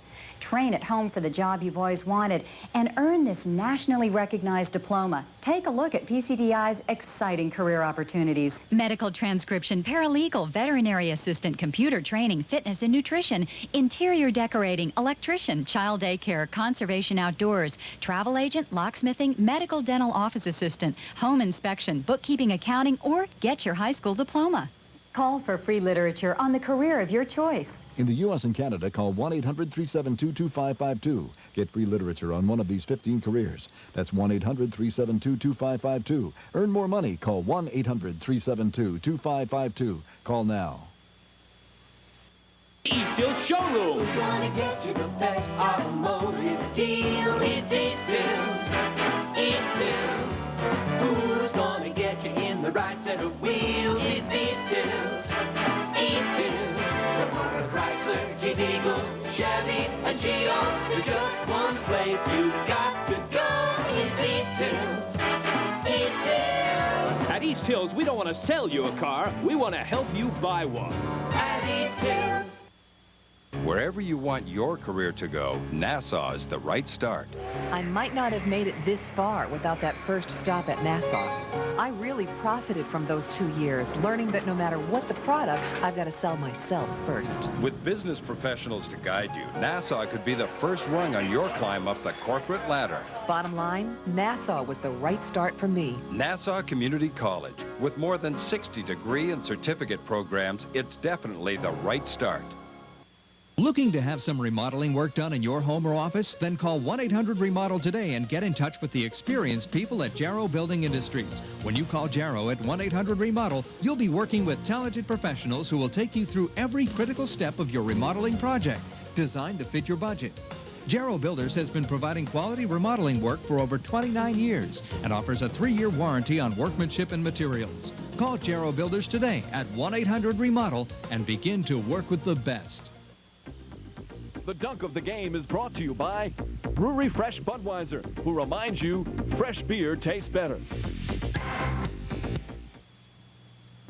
And the Bud dunk of the game is this one. Glenn Robinson loses the handle. Larry Johnson gets it off the floor. It's Charlie Ward to Oak to Allen Houston, who hangs from the rim pretty nicely, and that is tonight's Bud dunk of the game. All right, back in our studios, Deb Kaufman with Michael Kay, and you're done sniffing around the locker room. What'd you find out? I'll tell you what, the one thing that you could see in the Buck locker room was they were a little bit taken aback by the ferocity of the Knicks when they came out, and the Knicks were pretty proud of that as well. I think the Knicks came out today with a fire that we haven't seen in them in a while. They were embarrassed by their performance against the Hawks last night in Atlanta, and the guy who really came out differently was Patrick Ewing. Ewing, and I don't think that's an indictment of the way he always comes out. It's just the fact you can't play like that 82 games a year. But when you really want to put it into a gear, you could, and Ewing did tonight, and no matter what the Bucks did, they could not counteract Patrick Ewing. Yeah, he definitely put it into a higher gear tonight. Michael talked to Patrick in the locker room just a couple minutes ago. We've got the tape ready. Let's listen to Patrick Ewing. Pat, you always seem like you play hard, but today you came out, it almost seemed like a different level. Did we read that wrong, or were you a little bit pumped more than usual? Well, you know, could you kill that light? I was kind of frustrated and disappointed in my performance last night, as you know, the rest of the team. And we want to come out and make sure what happened last night didn't happen today. That's it. You were a little bit on a different level than usual. Yeah, I would say so. You know, it was a disappointing performance last night. Didn't shoot the ball well. Got here a little bit. We had an early walkthrough today. And I took a couple of guys, got some shots up, tried to get my rhythm back, and I was able to knock down the shots that I got today. Like somebody elbowed you in the jaw. Is that okay? Yeah, I'm fine. I didn't even know what play it was, but it was the beginning of the game. I got hit by Lang. Kind of stunned me for a while, but I'm fine. Patrick, it's always, obviously tough on the road. Is it kind of important after one of those kind of games last night to come home for a game? Well, it doesn't make a difference if it's at home or on the road. The way we played last night, you got to come back and make sure you play better the next night. It seemed the whole team seemed to feed off, against your intensity, Larry and the rest of them. Well, we just came out and played. I came out. I tried to do whatever I could do. I tried to block shots, try to rebound, clog the middle up. I feel like you dominated them. You guys, the whole team dominated them defensively. Yeah, I thought we did a very good job. They made a run in the fourth quarter, but we was able to withstand it and come back and come away with the win. Can you talk about the job that Oak did on Vin Baker? Oak did a tremendous job. He made him work for everything he got. He cut him off. He kept spinning, and every time he spun, Oak would cut him off, give us time to come down and help. Patrick, how close is this defense as it was to a couple years ago? Right now, I'm not even that, I'm not able to compare. It's too early. But I think that we're playing extremely well, especially today. Can you talk about how Charlie played tonight? Charlie did a great job for us. He came in, he led the ball club. He played good defense. He distributed the ball and knocked down shots when he had to. So Patrick's jaw is okay, but let's play ER for a second. A couple injuries then for the Knicks. Larry Johnson limped off the court at the end of the game, and right now he's receiving treatment on a left hamstring, which he tweaked. The Knicks are not going to work out tomorrow, so that'll give him a day of rest. They'll cross their fingers. He'll receive treatment for that. As for Chris Childs, who missed today's game with the back spasms, he walked out, and he seemed like he was fine. It didn't seem like he was limping, but that's a little bit of a different story, playing and walking regularly. I thought he might be able to play today, too, but he wasn't able to go, but they hope he can go on Tuesday.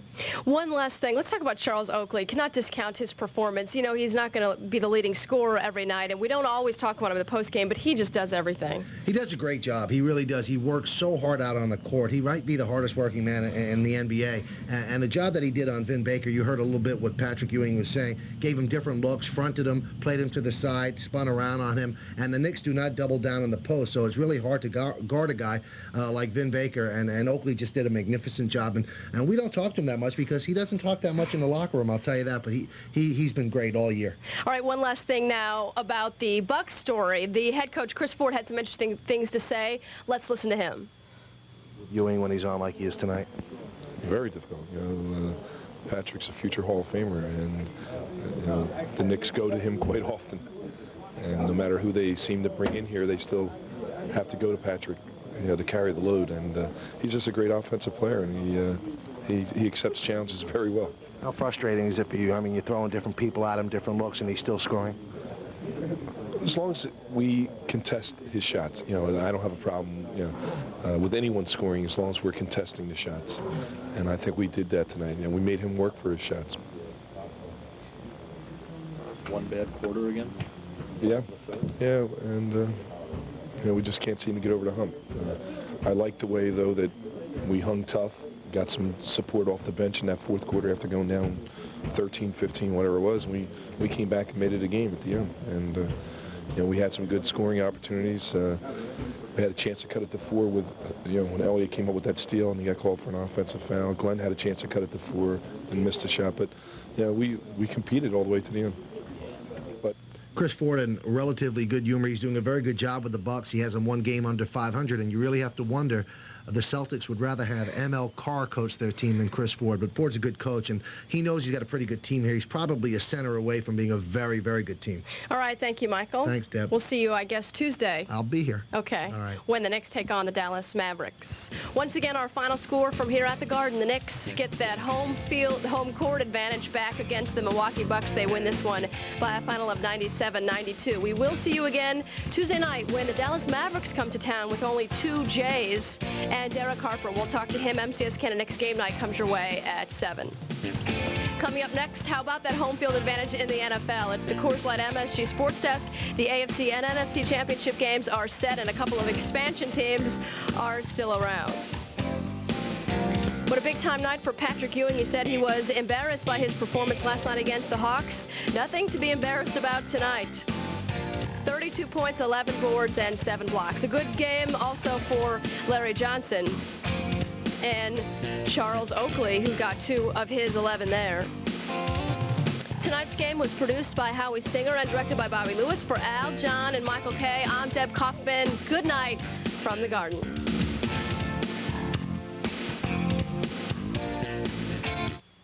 Guests receive the American Express gift check. Think of it as a universal certificate that can be used to buy just about anything, just about anywhere. It is the more thoughtful way to give the gift of money.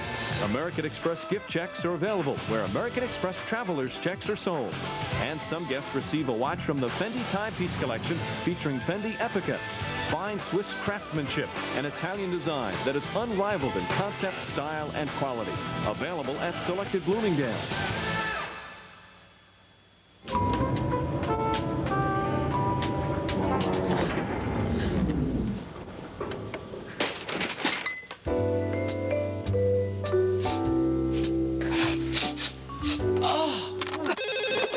Precious Hotline, what's your problem? We're stuck with skunky beer. So it's not Budweiser? No. Remain calm, sir. We're on our way.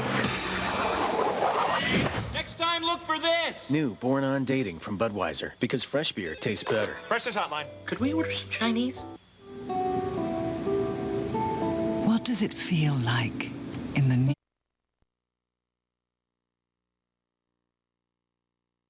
Troy Aikman and the Cowboys battered and bruised at Carolina as the upstart Panthers flex some muscle and move on to the NFC title game in Titletown. Curtis Martin spearheads the Patriots in the fog at New England as Bill Parcells heads to the AFC game at the Garden. Allen Houston and the Knicks put down a Milwaukee uprising, while across the way at the Meadowlands Arena, Ken Danico inadvertently aids the Blues uprising.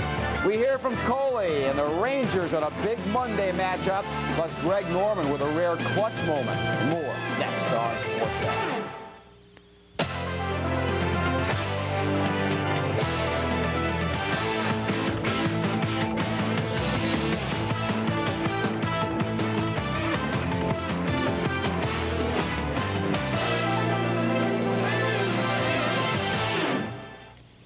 Hi again, everybody. Bob Page welcoming you back to our Sports Desk studios here at the Garden. Now, as we give you our full 30-minute edition of the Coors Light MSG Sports Desk. What an amazing story these 2 NFL expansion franchises have become. In fact, right now, we are looking at one of the truly great stories in the history of the National Football League. And should somehow, in their 2nd year of existence, these 2 teams actually meet in the Super Bowl, we're looking at the greatest story in the history of pro football and one of the big stories in the history of sports in general. The Carolina Panthers advanced to the NFC title game today with a home victory over the Dallas Cowboys, 26-17, before some 75,000 rabid fans. And forget those critics who claim correctly that Carolina and Jacksonville were given unprecedented advantages for expansion clubs.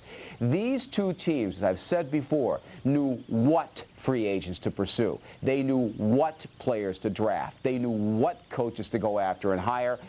Ask the Jets how tough this kind of stuff is. As for the ball game this afternoon, more problems injury-wise for the Cowboys. Michael Irvin went out in the first series. Dallas had scored first, but Kerry Collins rolls out and throws to Wesley Walls for a touchdown. 9.5 minutes into the opening quarter, 7-3 Panthers. Early in the second, Collins to Willie Green from 10 yards out, 14-3. Now, Dallas did come back.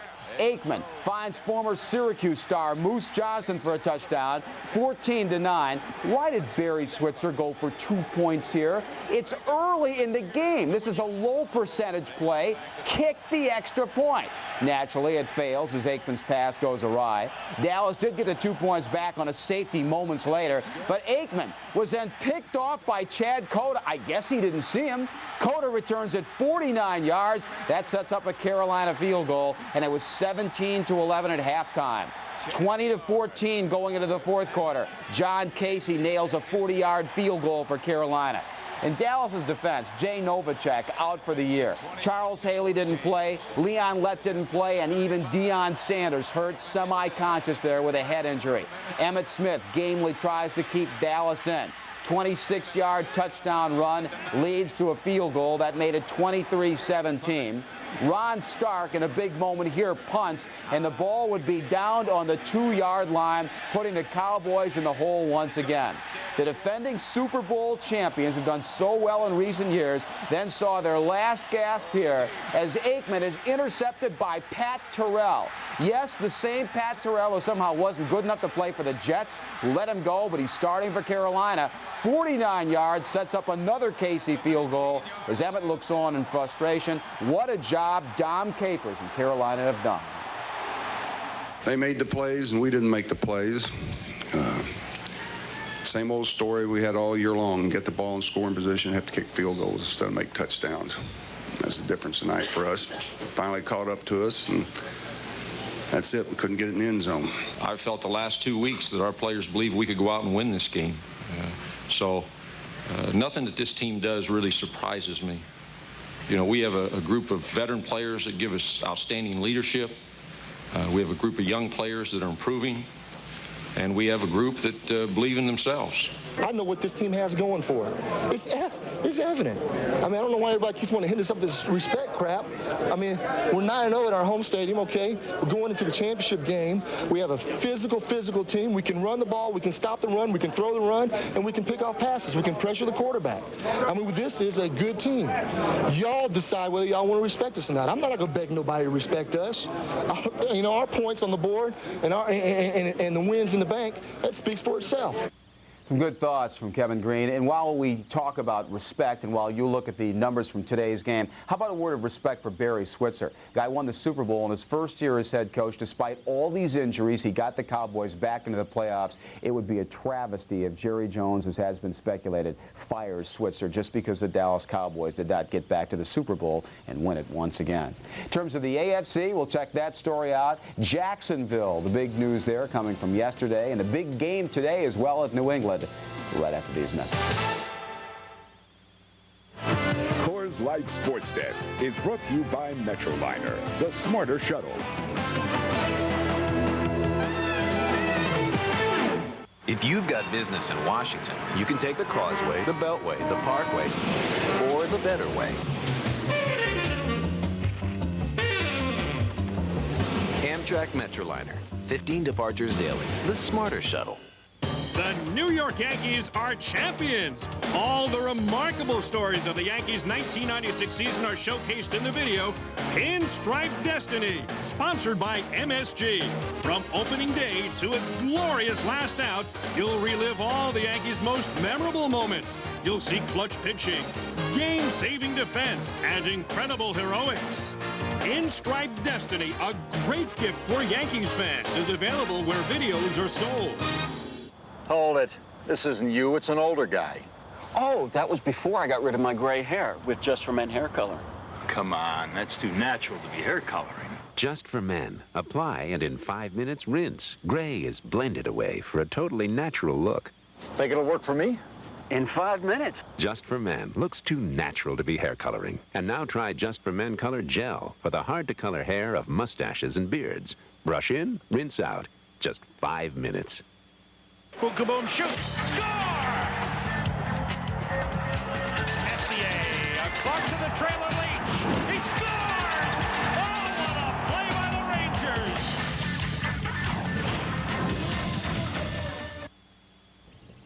In the AFC playoffs today, New England earned the right to host upstart Jacksonville in the AFC playoffs 1 week from today. The AFC championship game, the Patriots overcame that atrocious weather in Foxborough and the defending AFC champion Pittsburgh Steelers in an impressive 28-3 romp. As Jets quarterback Neil O'Donnell is lamenting his foolish, greedy decision to leave for the Jets, O'Donnell's loss clearly felt by the Pittsburgh Steelers, which just did not have enough offense to get back to the Super Bowl without O'Donnell. What a day weather-wise. Fog, heavy. The Bill Parcells and the Patriots certainly were not affected by it. The Steelers seemed to be in a fog all day long. First play from scrimmage, the defense lets Terry Glenn get behind them. Drew Bledsoe, 53 yards to Glenn. And then the next play, Curtis Martin scores on a 2-yard touchdown run. Bill Cowher and the Steelers were behind for good in this ball game. Next possession, it's Bledsoe on the screen to Keith Byers. He goes 34 yards for the touchdown, his first playoff TD, and that makes it 14-0 for New England. The Patriots defense kept the pressure on Mike Tomczak and Cordell Stewart all day long, sacking Tomczak there. Then 5 minutes into the second quarter, New England put this one away. If there was ever any doubt, there wasn't after this run. Martin takes the pitch, cuts back, he's off to the races, galloping 78 yards for his second touchdown of the game. He would have 166 yards and 3 TDs on the day, 21-0 New England at the half. Now late third. It's Martin cutting back and rumbling 23 yards for still another touchdown. The route was officially on. 28-3, the Patriots on top of the Steelers. And look at the fans that are back in New England. Later, Tomczak harassed again, hit and intercepted by Willie Clay. Woodson upset on the Steelers sideline. Bill Parcells, what a job he has done, and the New England fans basically begging the Patriots to not let him go. And we see how disruptive they were last week against the Colts. So that was one of our focuses, to make sure that they wouldn't disrupt our game with their blitz. And I feel that the offensive line and everyone else who had the block did a good job picking it up. I think you have to give the credit to our coaching staff. You know, they had us prepared. Bill got us rested, and we just had a great game plan coming in. So the credit really has to go to those guys for getting that done. All I can say is you saw the game.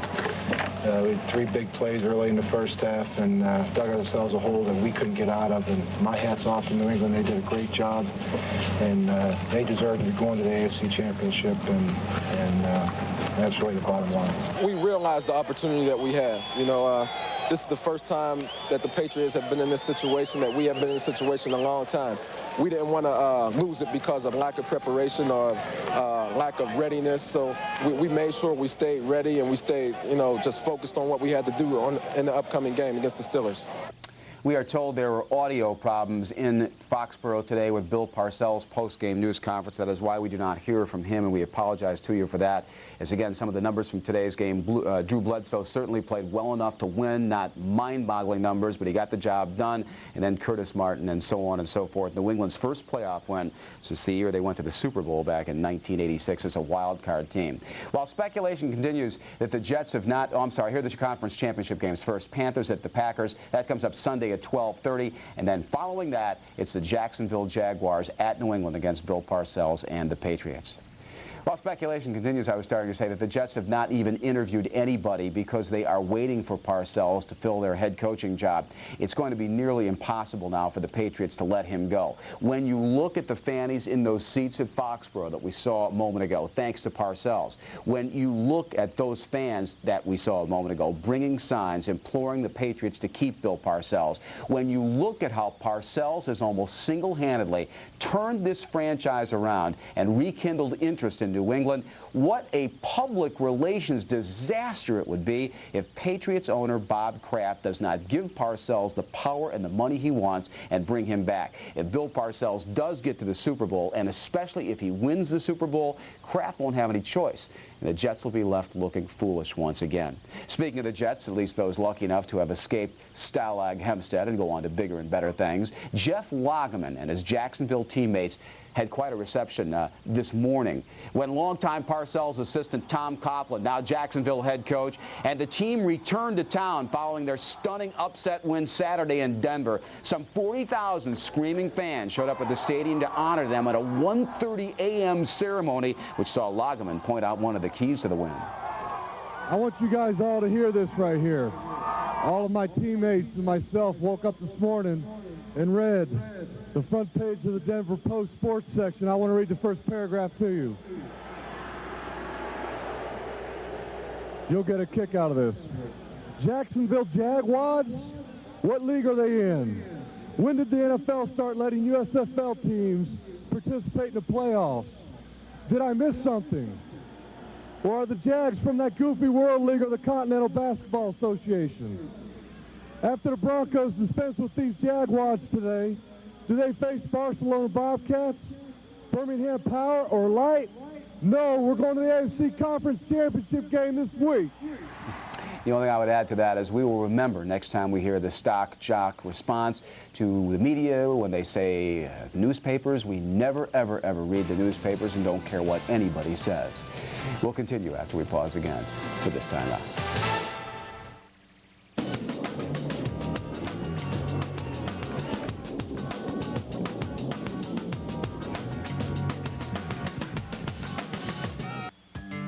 I'd like to start getting home delivery of the New York Times. Get a head start on your day by having the New York Times delivered to your home every morning. And if you call now, you'll get 50% off the regular home delivery price. I enjoy waking up and having the New York Times waiting for me.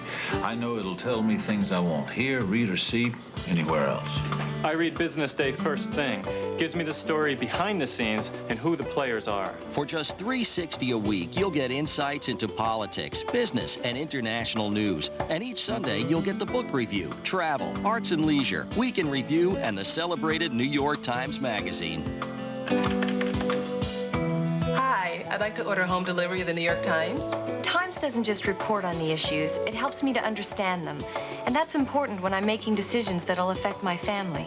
So call now, 1-800-357-4820, and get the New York Times delivered to your home every morning. I can't imagine starting my day without it. He scores! Adam Gray with a short-handed goal. Let's keep moving in. He shoots, he scores! Peter Brindamore puts it in front, and Richter's made the save. Messier turns to the empty net. A hat trick for Mark Messier. How about that?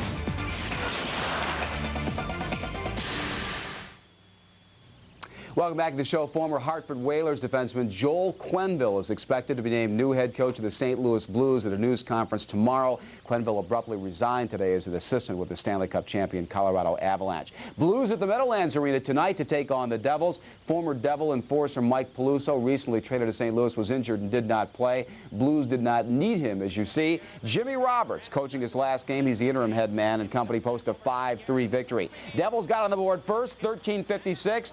Billy Guerin on a tear of late sets up Scott Stevens for his third goal of the year.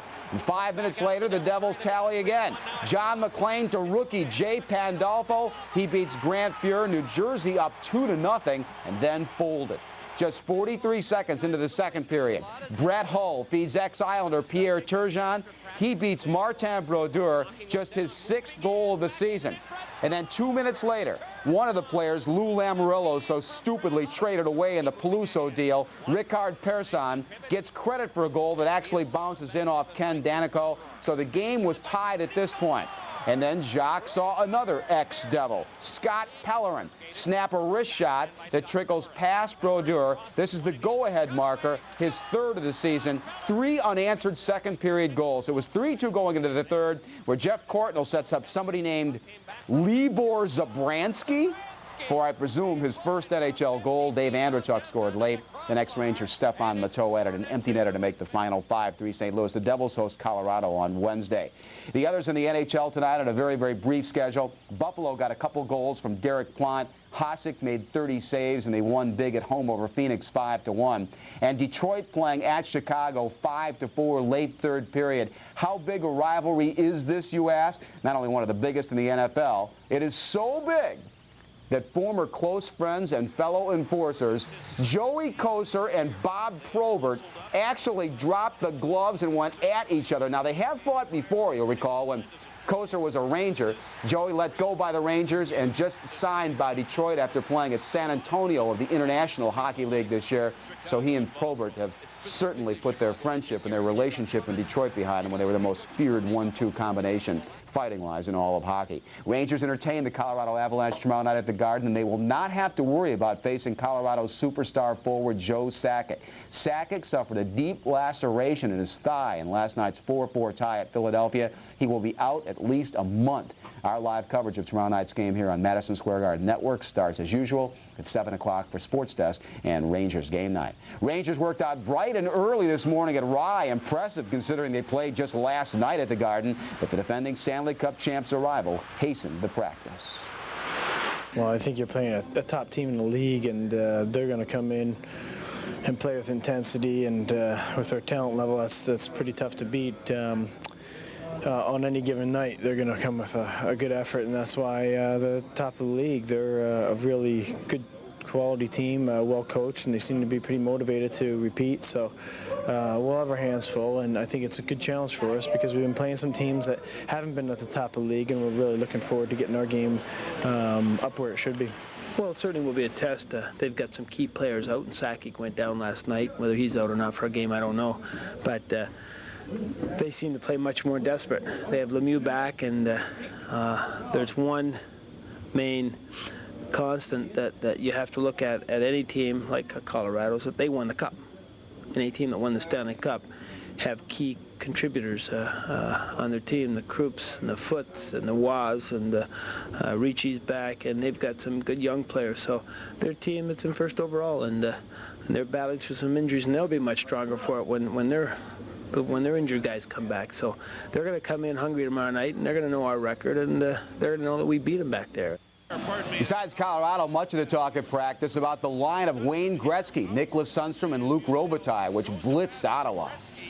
And it slides right on through. Nicholas has obviously found his niche playing with Wayne and playing a solid two-way game and complementing Wayne's style perfectly. He's really, and I think Wayne will be the first to tell you, he has really always thrived in a guy that can play a two-way game like Nicholas does. He did it with Curry.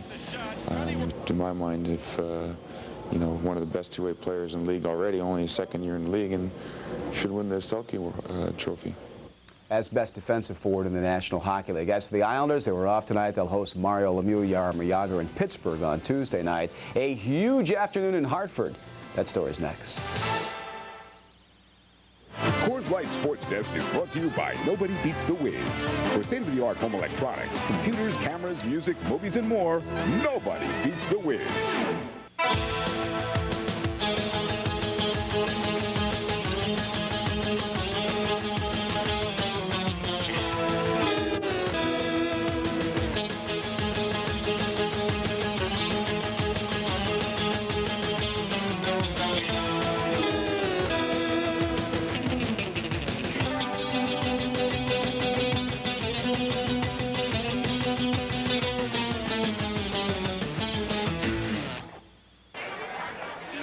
I picked up the cake. That cake? Did I authorize that? Sort of. At GHI, we've been helping employers take good care of their employees for almost 60 years. We give employees direct access to doctors and hospitals throughout New York State. And we give employers a reasonable price tag for it all. What are you having, a boy or a girl? A boy and a girl. GHI. We put the care back in healthcare. This is MSG Network. Give him a tape for 7. Richter is unbelievable. A no-hitter for Dwight Gooden. MSG Network. We're all over it. How do you lose fat and build muscle in only 20 minutes a day, 3 times a week? The Bowflex Better Body Workout. Chest, shoulders, back, arms, abs, and legs. For the body you want, call and get your free video and brochure on the machine that works like an entire gym that fits anywhere in your home. If you've got business in Washington, you can take the Causeway, the Beltway, the Parkway, or the Better Way. Amtrak Metroliner, 15 departures daily, the smarter shuttle. Here at the Garden tonight, a game many of you have just seen here on MSG. The Knicks held off the Milwaukee Bucks and posted a 97-92 victory. Bucks were one of the surprise stories in the league this year, but now have dropped 5 straight and have fallen 1 game under 500. So Chris Ford and the Bucks have to keep on working right now. Still a shame that Ford was dispatched in Boston, and the Celtics certainly have gone down the tubes with or without him. Patrick Ewing had a big night tonight with that block. Knicks up 1 going into the second quarter, where Larry Johnson feeds Ewing for the jam. Now, Chris Childs sat this one out with back spasms. He's day-to-day. Charlie Ward started in his stead, responded well. Nice drive and gets the call. He had 10 points, 9 assists. Knicks up by 3, but Glenn Robinson's jumper, he had 18 first-half points, cut the lead to 4, 55-51 at halftime. Robinson led Milwaukee with 25 points to the third quarter, where LJ knocks the ball away from Robinson. Ward to Oakley to Allen Houston for the vicious dunk, 2 of his 15 points. Knicks by 8, and when John Starks canned this 3-pointer, New York's lead ballooned to 11. The Knicks continued to pour it on. Patrick would finish with 32 points, 11 rebounds, and 7 blocks. 26 of those points through 3 quarters. That open jump shot put the Knicks up 15 going into the final stanza. And then, as they frequently do, the Knicks let down ex-Hartford star Vin Baker with a drive past Oakley. He had 22 points. The lead down to 9. And here the lead only 6 down the stretch. Larry Johnson's 3-point shot basically ices it. 97-92. Again, the Knicks go on to victory. Johnson had 14 points. Dallas comes to the Garden on Tuesday night. And the others in the NBA, the Celtics with a rare victory. They're now 7-23, defeating lowly Phoenix tonight in the Garden, 109-102. Philadelphia trying to snap a 4-game losing streak. They are 8-22, and they're going down to defeat only by 4 points, though, in the fourth quarter at Sacramento. Clippers won at San Antonio, 93-84, and the Lakers have won 5 straight. Vancouver has lost 4 in a row, and the Lakers on top by 9 in the fourth quarter. This is former University of Connecticut All-American Ray Allen's first trip back to Madison Square Garden since his college days. Before tonight's game against the Knicks, MSG's Michael Kay asked him about his decision to leave UConn after his junior year for the National Basketball Association. College life is tough these days, especially when you're a sought-after superstar in college. It's kind of hard to live knowing that you have to go to classes and you're doing so many things that pertain to basketball, and there's so much attention that surrounds you as a basketball player, and then at the same time you struggle on the financial end of the financial aspect of the whole situation. But college is definitely a great time. I had a great time. I don't think I could have did another year. Speaking of UConn, we normally don't talk much about women's basketball here, but as most of you know, it is really big in parts of Connecticut. And today at the Hartford Civic Center, a sellout crowd of more than 16,000 turned out to see the University of Connecticut women renew their great rivalry against Tennessee.